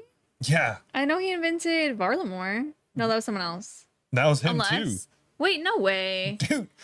Yeah, Gentle Tractor like invented like half of the game. I thought Varlamore has been like was in RuneScape 3 and stuff. I think Varlamore I just looked up Varlamore and still cringe. Yeah, you sure did. Well, Varlamore is what? I think he might have done both. I don't know if I believe it. How do I find out who invented Krend? How do you tell these things? I mean, you're just blasting through all of the references. Invented Krend? OSRS. Krend was King found by Rada. refugees fleeing the God Wars on the mainland.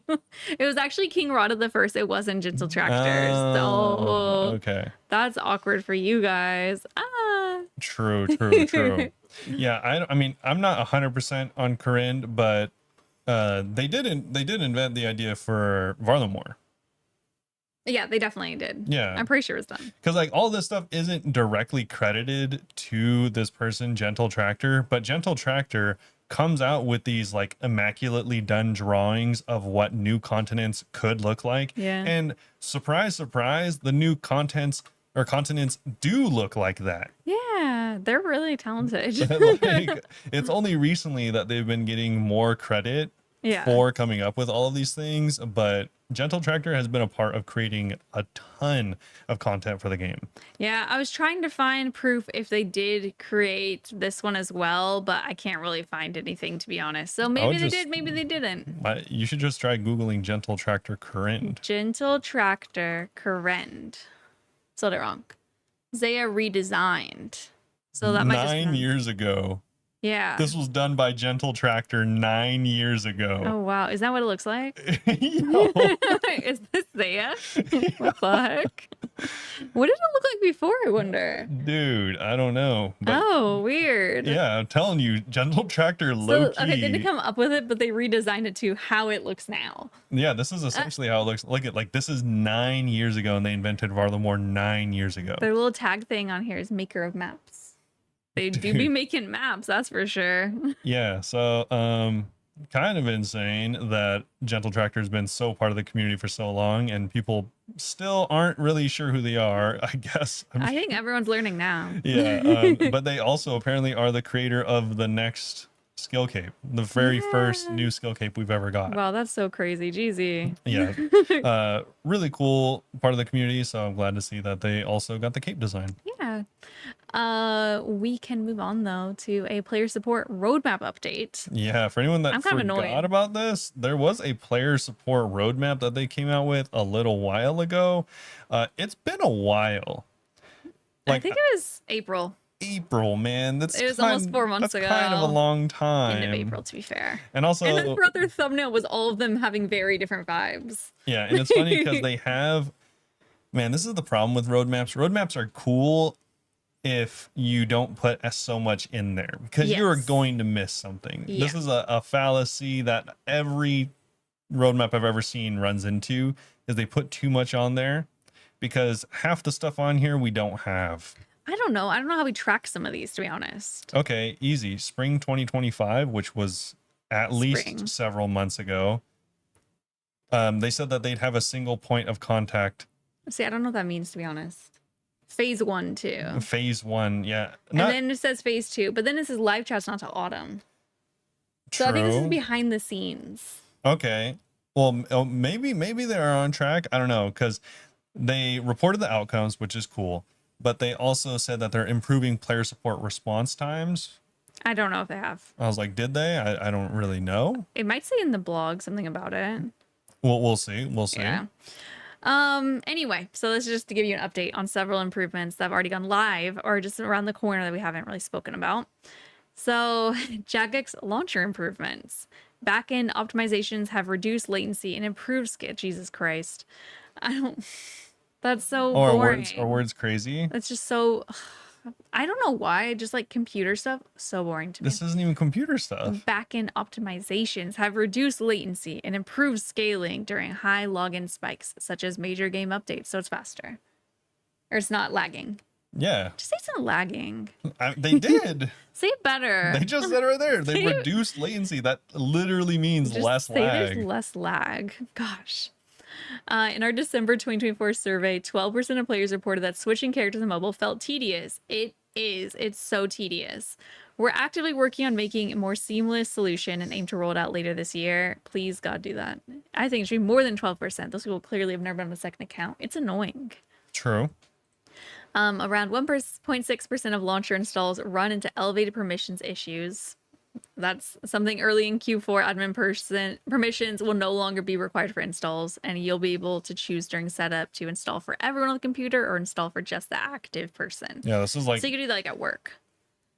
Yeah, at work, but I think this is more of like an issue with like children.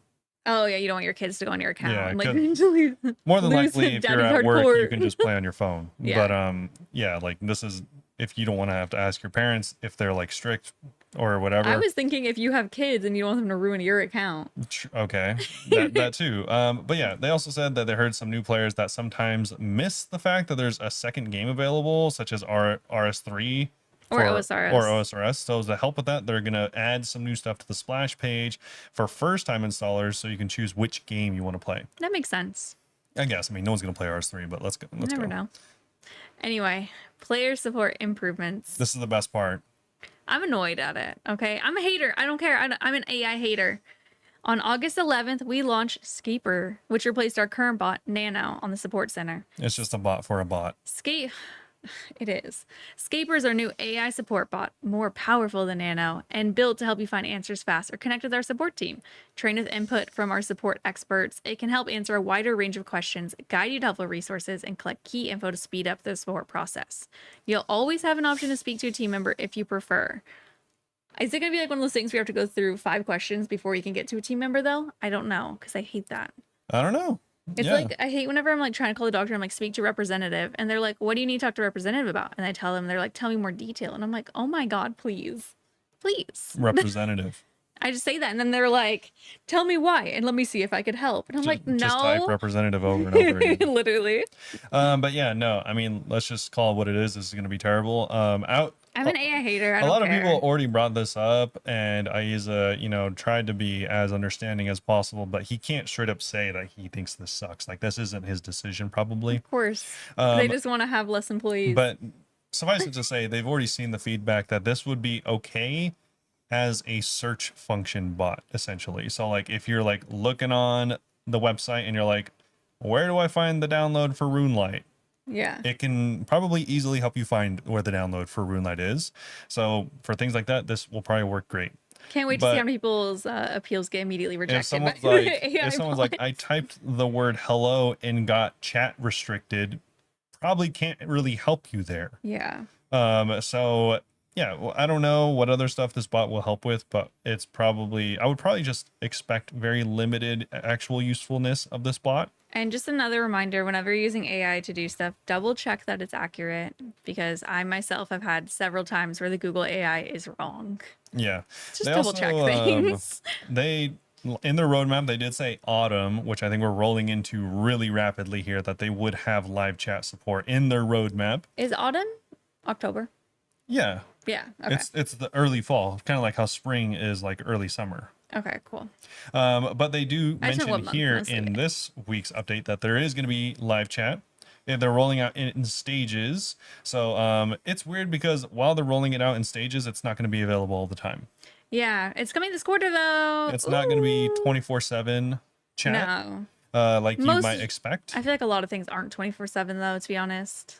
I feel like customer support is like kind of often. So the thing is, I ordered 6 dresses for a wedding and only 4 arrived, and their live chat is only the hours that I am also at work. So I had to email them the old fashioned way. So now I'm like, not everyone. Yeah. So I'm returning 5 of those dresses, by the way. I'm not like insane. I'm going to be wearing 6 dresses. She's addicted. But this is going to be like kind of a stage 2. So if you make it past the Scaper AI chatbot, then you can gain access to the real boss, which is live chat. Yeah. Wow. It's like the minion. Yeah, so I mean, they say it'll come out this quarter. Let's see if this actually comes out and if it's just one dude that's stressed out. Yeah, I applied for that job or a player support job whenever they had it posted, but didn't get hired. Kind of a scam. True. I don't know. I'm really good at customer service. Also, we have account security, which goes along with their roadmap as well, because they, needed to increase the use of existing Jagex account authentication and also account hijacking detection. So they wanted to resolve both of these issues, and so this is hopefully going to address that. I'm just going back and forth between the roadmap and this. I know, you keep switching tabs, I'm like, ooh.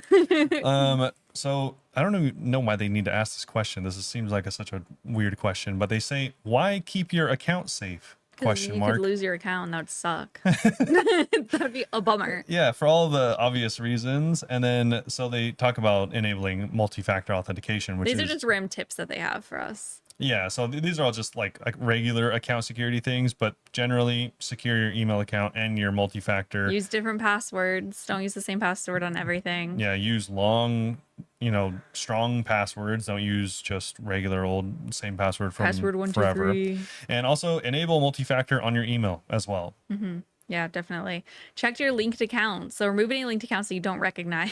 Can you imagine just a stranger linked to your RuneScape account and they took it over Steam or something? Yeah, they could. Ain't no way. Also, this is the number one way that your accounts get compromised, and is through phishing. Yeah. And then I was rolling my eyes because I saw the bottom one, which is probably what they think their number one protection is.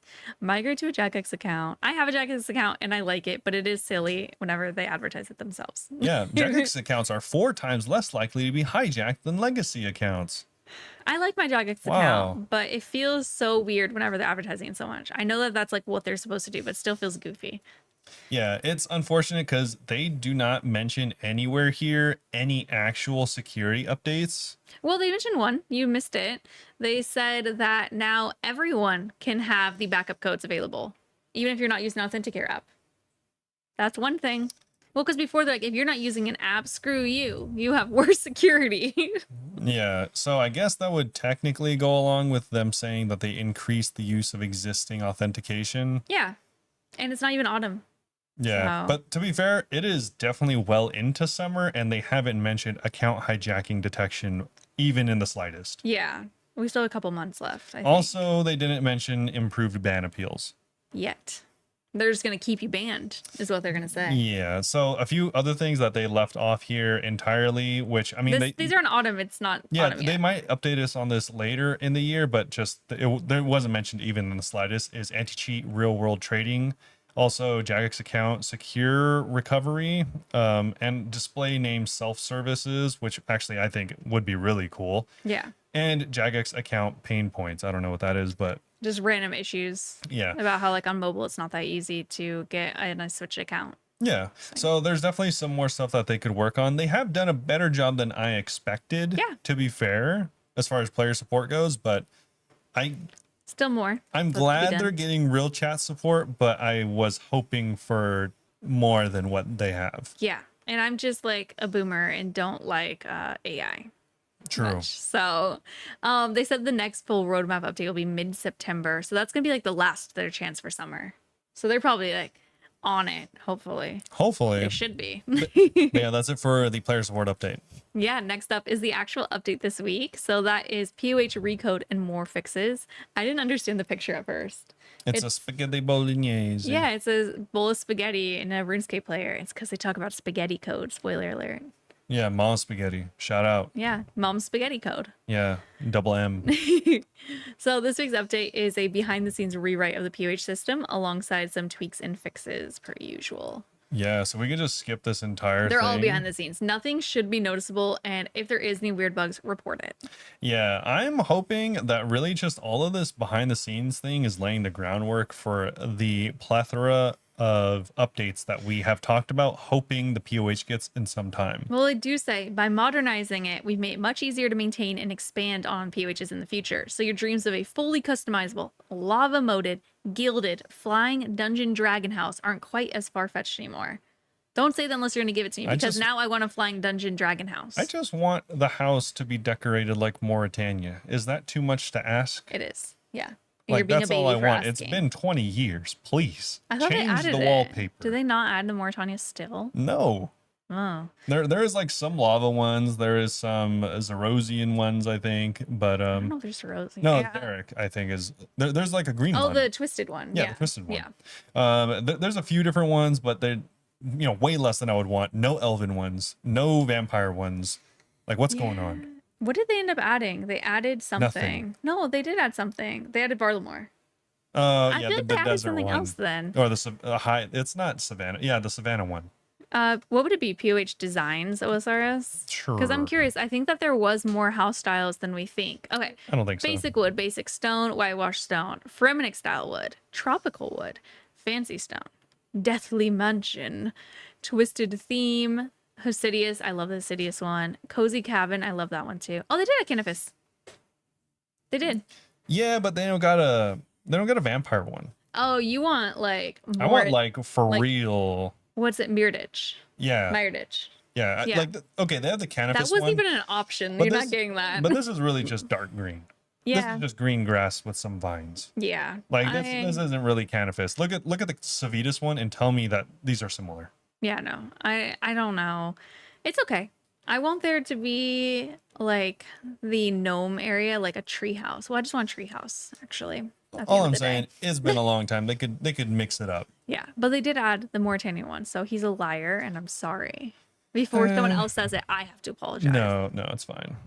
But we have some other updates, so they just talk about some background stuff for the POH. That's about it. Fixing Spanish code. Yeah, the rest we have is for really just fixes in the game, such as the Delve boss one. So last week they delivered a bunch of hot fixes, and so if you want to go back, you can look at those. But there's a couple more updates this week, including they further altered the shape of the ranged projectile to ensure it appears noticeable, different to melee, because it's just hard to see, especially if you are seeing impaired. Yeah.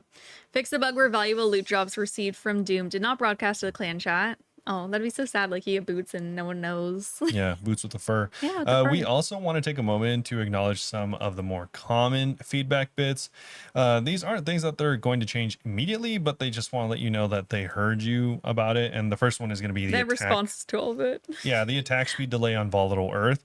So there's some concerns about this because it feels slow, and they just wanted to clarify that this one's working as intended. The one tick delay that you're used to seeing only applies to demon bane weapons on demons, and volatile earth is not a demon. So it's a normal weapon speed. Yes. Large grub damage confusion. The phrase triple punishing damage caused a bit confusion. So to clarify, the damage is meant to punish the player. I was like low-key confused reading that too. So it's not going to deal triple damage to the boss. Yeah. Which I didn't understand either. So fair. So this one is rapid or unexpected phase changes when going from melee to or melee punish to the blue shield. And this one should not be resolved. So Doom's transition phase is now triggered by an attack timer rather than the effect of on hit. Cool. In practice, this means that hitting 75% hit point no longer causes an immediate shield swap. Instead, Doom will complete his current attack before making the change. And after the volatile earth special attack finishes, Doom will always perform 2 attacks before entering shield. Finally, this prevents rare cases where mechanics like grub explosions or midair arrows could skip the punish window and send him straight into shield phase. Yeah. That's a bizarre one. For most players, this should be nice quality of life stuff. The next one is not nice quality of life stuff. This is probably the most controversial point of this entire update this week. So there is unavoidable damage from early melee punish. This is especially obvious later on in the fight, not so much early, but whenever you trigger the melee punish on the wrong tick on higher delves, this can sometimes result in you getting hit twice from Doom. I feel like I've seen that. It's like... They straight up said this is intended. Yeah, they want you to time it good. Be better. This is foolish and foul and quite honestly diabolic of them to do. Because this is clearly a bug on every level. I don't know. I mean, apparently if you time it right, you don't take damage. That's true, but for anyone that doesn't know how it works, typically whenever you're fighting bosses, by doing things efficiently, you get rewarded. That is not the case in this boss, which is why this is so weird. Because, for instance, whenever you go to punish the boss, if you do not wait for exactly 2 ticks, is that how long it is? Before you begin attacking, you will get punished. I never knew why it was happening. I was like, oh my god, did I go too into range and I usually don't? Nope. Oh. It's because you didn't attack exactly on the 3rd tick. It's really bizarre. It is really bizarre. Okay, weird. And no one knows why it works that way, and everyone is convinced it is a bug, and they just don't want to fix it. That's funny, probably. This is so out of place. If like it made sense and they're like, oh, he's doing something, attack after it happens. Yeah. But when there's no indicators that it happens, you just have to know that this is allowed on the 3rd tick. I didn't know that this was a thing until you just told me today. Exactly. And until I read their blog, I just thought I was doing like stepping on the wrong tile. Yeah. I didn't realize it was a timing Fairly thing. bizarre that it exists and doesn't have any indicators.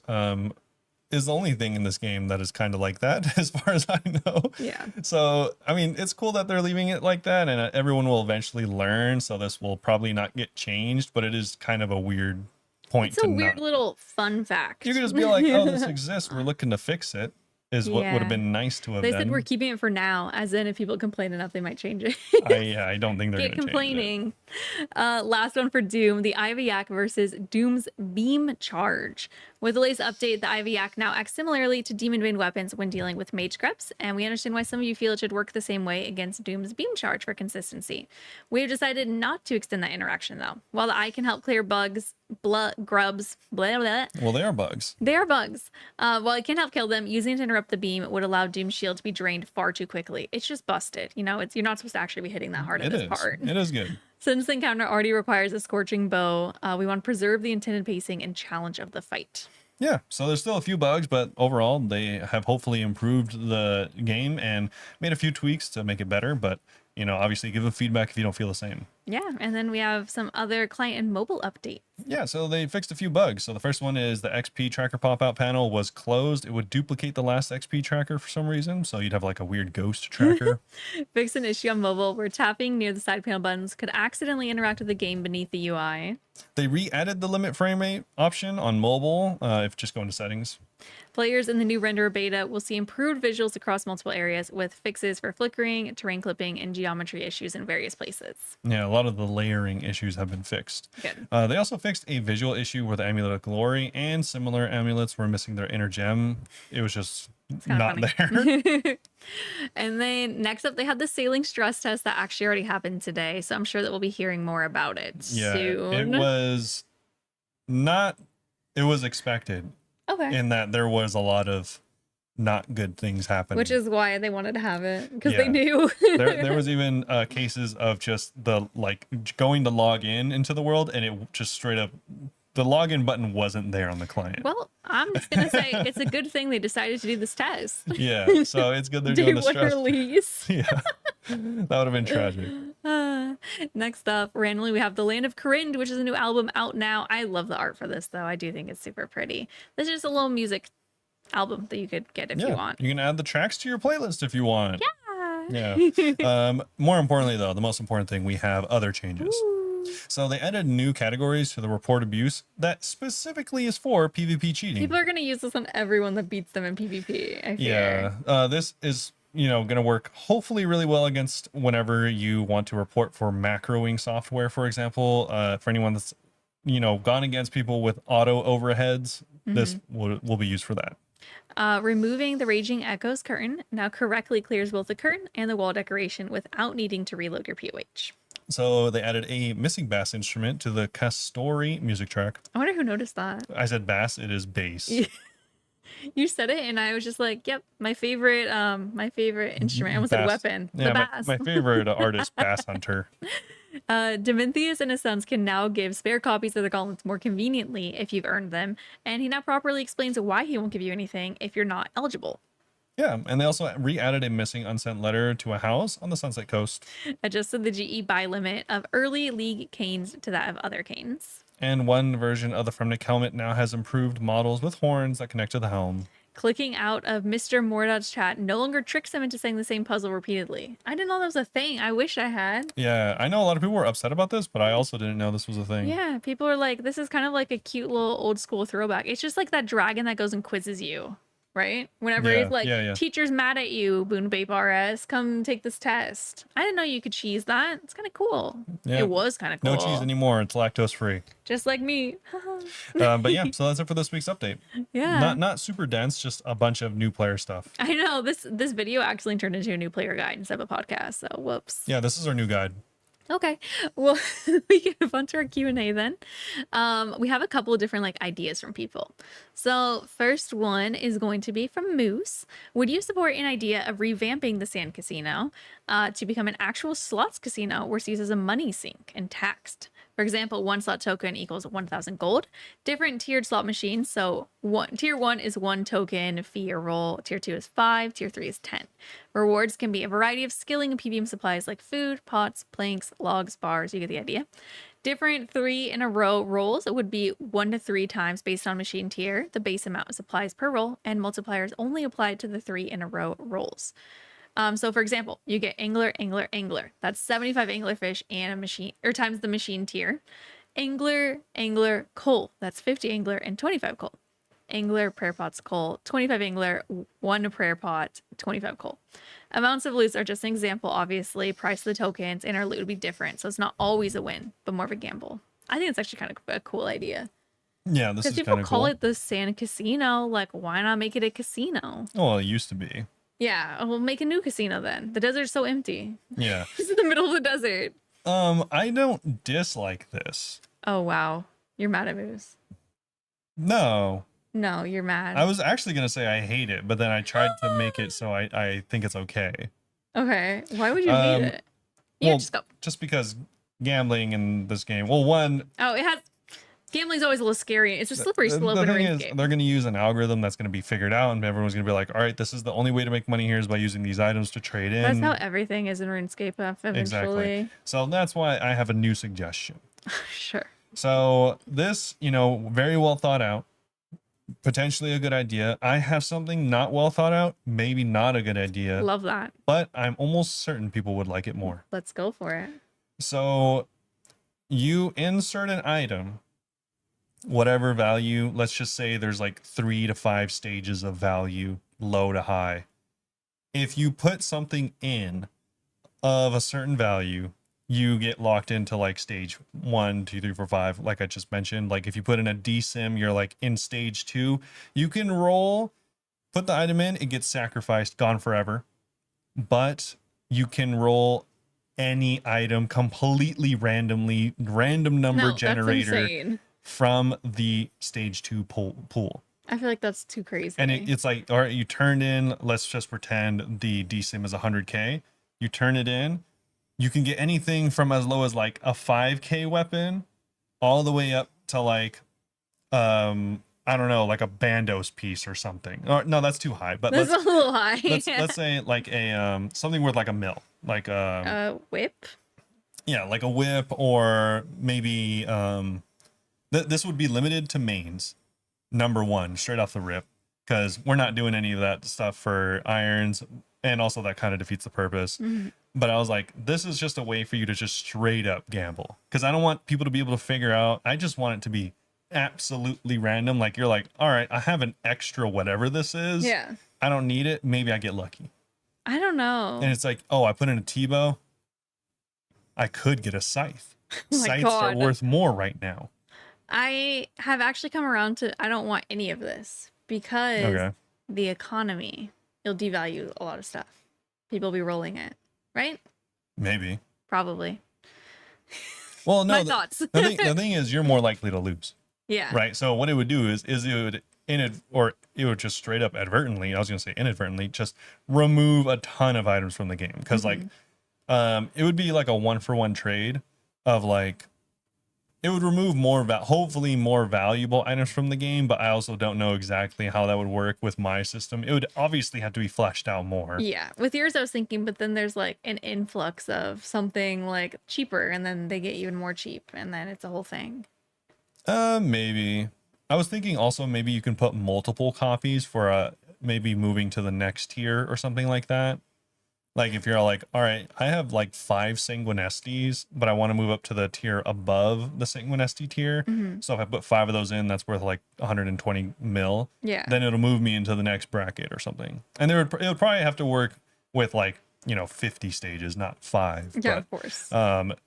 I feel like maybe if you had a way to sync multiple items, not a 1-for-1 trade like I initially said, because that would just, no items would actually really get sunk. Mm-hmm. But if you did that, then potentially it's like, all right, I just traded 5 Sanguinestes for a whip. Feels bad, but that's gambling. Yeah. I get it. I don't think, obviously this wouldn't be great for the game. I'm just saying it would be fun. Yeah, no. I think I was thinking about, I don't remember who it was, but do you remember a long time ago someone said something about like, if there was a hole in the ground, you could throw gear in it or something? Yeah. And then the dragon would come by. Who asked that? If that was you, say for no reason there. I think because you said that you like forgot to include part of the question. So you're like, and then also once a dragon kills you, it's like, what? Yeah. Where did that come from? Yeah. Yeah, it was like the gold like sinkhole or something like that. Yeah, I also It want reminds me of that. to add on to my idea from that idea. I want it to be like you put in all your items, like you put in your 10 rapiers in a dream. And if you get something worth less than the value of what you put in, your character dies. Just like for no reason. To add insult to injury, it's like, you just die. You got a whip and you're dead. And then you lose it because you're actually in the wilderness where this is happening. Yeah, you're actually in 50 wildy. Okay. Next. No, that's a terrible idea, but it would be funny to do something like gambling. Next question is from Harger. Would you support the idea of one NPC mass killer, Jesus Christ, Harger, escaping from a random jail in a random world at a random moment once per week?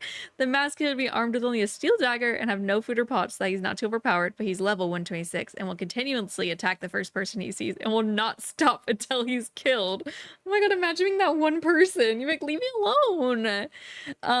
Sorry, Goose is in front of the screen. If he kills his first victim, he can pick up their items. Chances are if a player dies to the mass killer, pause while Goose walks. If the person dies to them, the player didn't have good gear, so it's not overpowered.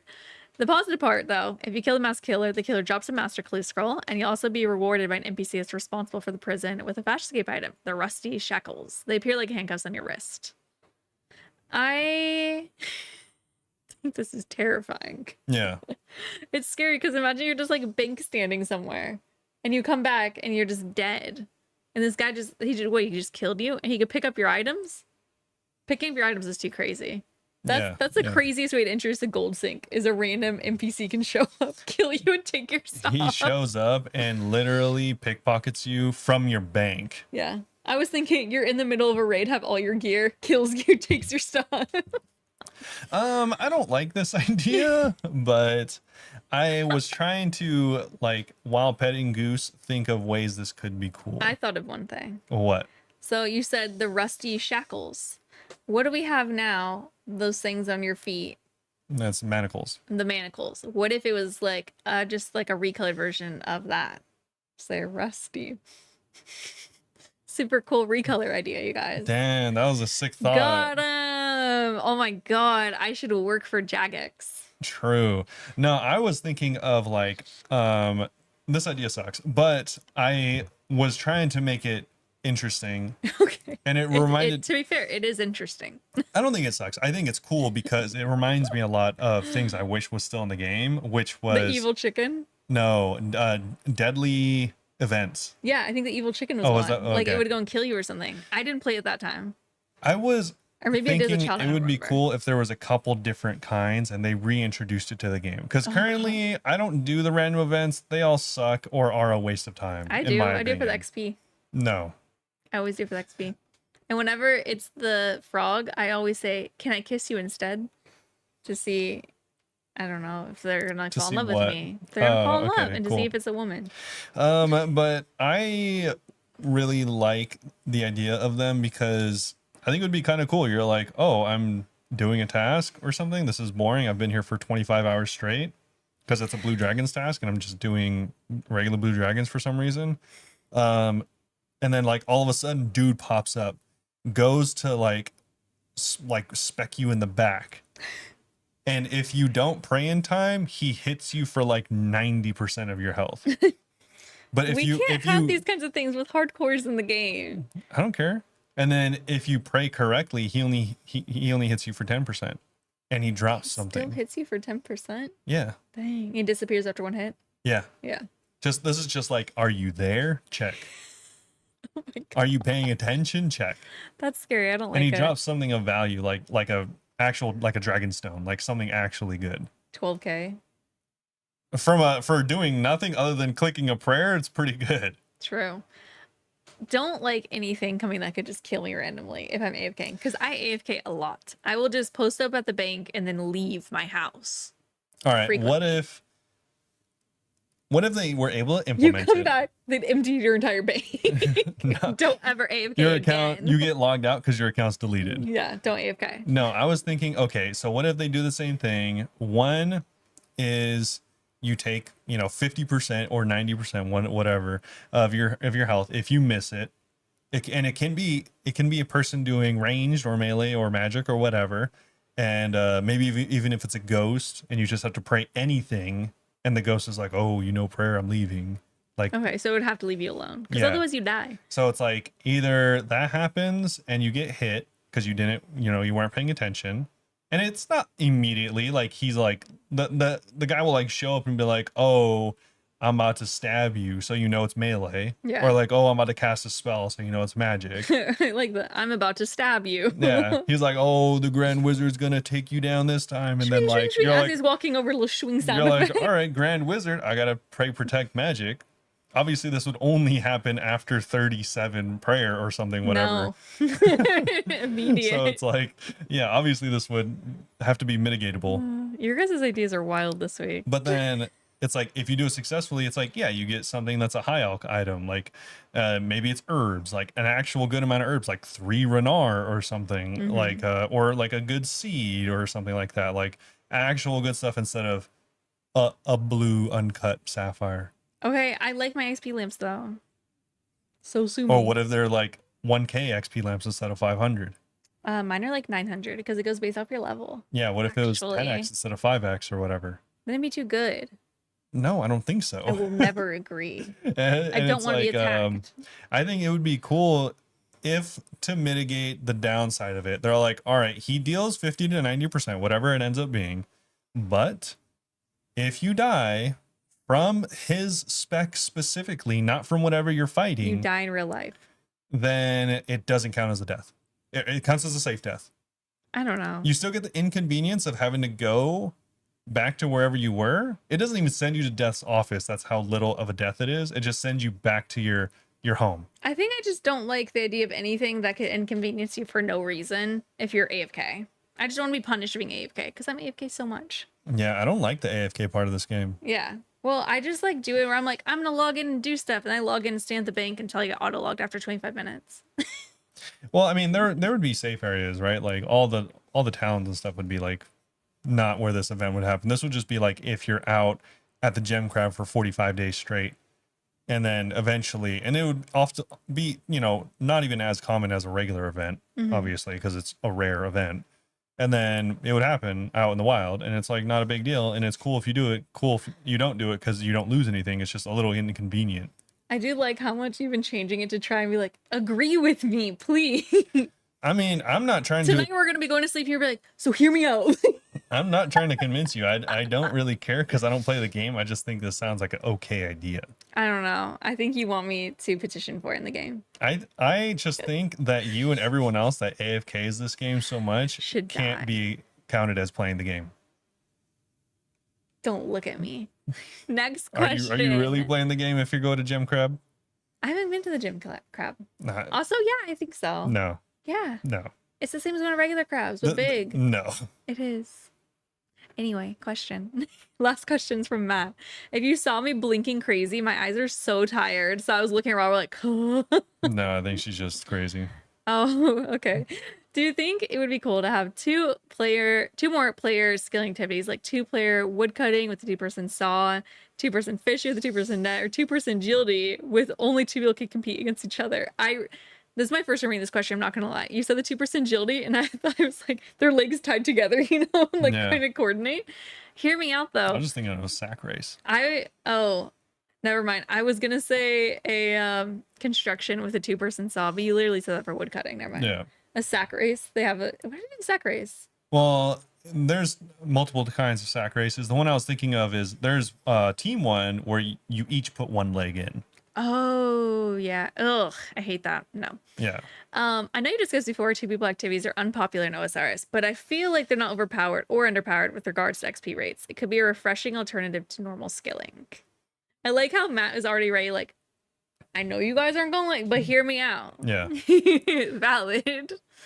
I don't know. I think it'd be like cute and fun, but I mean, I guess what you said, it wouldn't be beneficial or not beneficial. So I don't see an issue with it, but it's not something I'd be interested in personally. I do think the animations would be cute though. I think it'd be a cool addition to the game. Yeah. Elaborate. Yeah. Because I just think that if you are sacrificing the coordination of bringing 2 people together, it should offer pretty good rates. And like, so you don't want it to be more XP? No, I don't want it to be more XP, but I want it to be like damn good rates. Okay. Like for instance, fishing, and I'm talking about like in comparison to the best. So we're talking about tick manipulation here. So like, for instance, most people do AFK barbarian fishing in order to get their XP. It's like 45 to 55k an hour, depending on what level you are, whatever. That's what I did. Blah blah blah. But if you are doing tick manipulation, it can easily be 100 plus. Jeez Louise. So I'm proposing if you do the 2-person method, reliable 75k. It would have to be tick manipulation with 2 people at the same time, kind of? No. The thing is, both of you have to, relatively in sync, be playing the game at the same time. Well, I'm thinking, can you just get an alt? Yeah, you can. People do that already. Yeah. I guess that's just the only issues. I think it wouldn't work as intended, which is like having friends do stuff. I think everyone just be like, this is my fishing alt. I use it to fish for better XP. The thing is, if you're going through the effort of having an alt, where you'd have to also do the inputs of an alt on an alt account with an alt window with your main window at the same time. Remember that person who used to go to Fireworks Sentinels on like 18 accounts at once? Yeah, but the thing people is, do anything. You didn't actually have to play any of those accounts. They had 40 at one time because you could just turn on auto retaliate. This one you are actively playing on both. Yeah, but what part of it's active? Because like fishing, you can stop fishing for like 30 seconds. Well, you would just make it interactive. Like you'd be fishing. And I thought you were saying normal fishing, but it's No, more XP because there's 2 I'm of saying you. like it's like maybe you're fishing eels and like you have to grab the head and the other person has to grab the tail end or something, like or a catfish or something. And it's like together you're both clicking, and then I don't know if you need to click more or eventually it stops, but it's like more repetitive where it's like every 10 seconds or 20 seconds you have to click again. Okay, I'm more it's sold not on that. AFK. I literally thought you meant normal AFK barb fishing. No. But there's 2 of you and there's more XP. No, what I'm saying is like if both of you are actively playing and actively fishing together, doing a combo activity, it would reward like 50% more than whatever is the AFK best version. Okay, I'm more okay with that then. I don't know if it's something I do personally. Like you could do an alt account if you think that's easier, but at the end of the day, you could just tick manipulate for way more XP anyways. Yeah, and they have been adding a lot of duo stuff lately. We got Royal Titans and then Yama. Yeah. Now a skilling one? I mean, if you're like, all right, I started the game with my buddy, we're GIMs, we're playing at the same time, which is after work because we're dads or something. Yeah. Both of us hopped on, are doing wood cutting. This shit is slow. Let's both hop on that saw. You know what I'm saying? Pause. But don't say pause anymore. You're gonna confuse me. But like, and then instead of getting the 30k XP an hour from whatever you're doing, on like that double-sided saw with your friend. Yeah, hopping on that saw, doing tricks on it for like I don't know 50k an hour instead of 30k. Yeah. Why not? I feel like that'd be sick. Bring your saw fishing with you. Hop on with your buddy. Yeah, I mean that's nowhere near the 150k you can get doing Mahog Tickmanips. So it's like Tickmanips. It's like it's still not a big deal, even if you're getting 50 or 60k. Oh my god, this feels like a fever dream conversation. I'm so tired. Yeah, I think this is a great idea. Yeah, I'm okay with it. I'm okay with it. Don't love it. Yeah. I still like the idea that Harger had. It's someone so coming crazy. and murdering you and taking your stuff. So crazy. You better hope your computer doesn't disconnect or something. My God. Yeah, he'll disconnect you from this life. I know. Oh my God. Yeah, I like all of the questions this week. You said to some of them, this sucks. Oh, I said you know what's funny is I think you said to Harger and you just complimented Harger. Okay, I said like the implications of it suck. There we go. Right? I think the idea is hilarious. Okay, there we go. But like obviously if you get like looted for 5 bill, that would not be good. But by an NPC. That is some gold sink. But the thing is, like, one, I don't think any gear taking away would ever pass or work or anything in the game ever. But I do think the idea of like events like this in the same vein could work. I'm not gonna argue. I liked all these questions. Hopefully you continue to ask them so we can answer them next week. Send us your crazy theoreticals if you want to hear what we think. And Robert always finds a way to reframe it to try to make it work for him. I feel like I'm not creative, so I don't. I feel like I made all 3 of them work. You want to do our outro? Yeah, if you want more hater energy from Michelle, feel free to check out any of our social medias. So our Twitter and TikTok are Bunebape OSRS, our Twitch, YouTube, Instagram, Blue Sky, and what else? Our Patreon are all Bunebape. You can support us on Patreon. It's the cheapest one's $5 a month, and you get a cute little badge on Discord. And for $10, you can listen to us to record live, which we still need to set up. And we'll send you a live recording of Goose purring. Oh, that'd be cute. I want that anyway. There's actually a $20 one where I'll send you a handmade thank you card from us and an origami of your choice. And then $40 will come up with a custom mug for you. And a jingle. You'll come up with a jingle. I won't. And I stream 4 days a week at twitch.tv/Bunebape. I've just been working on Delve. So if you want to see me at Delve, I've gone to level 8 once. I'm getting up there. I've got like 5 wave 7 completions. So hopefully any day soon, I'm going to start getting good. Yeah. Stop by. So that's it. Hopefully you all enjoyed it. And if you did, then we'll see you all very soon. Bye-bye. Bye-bye.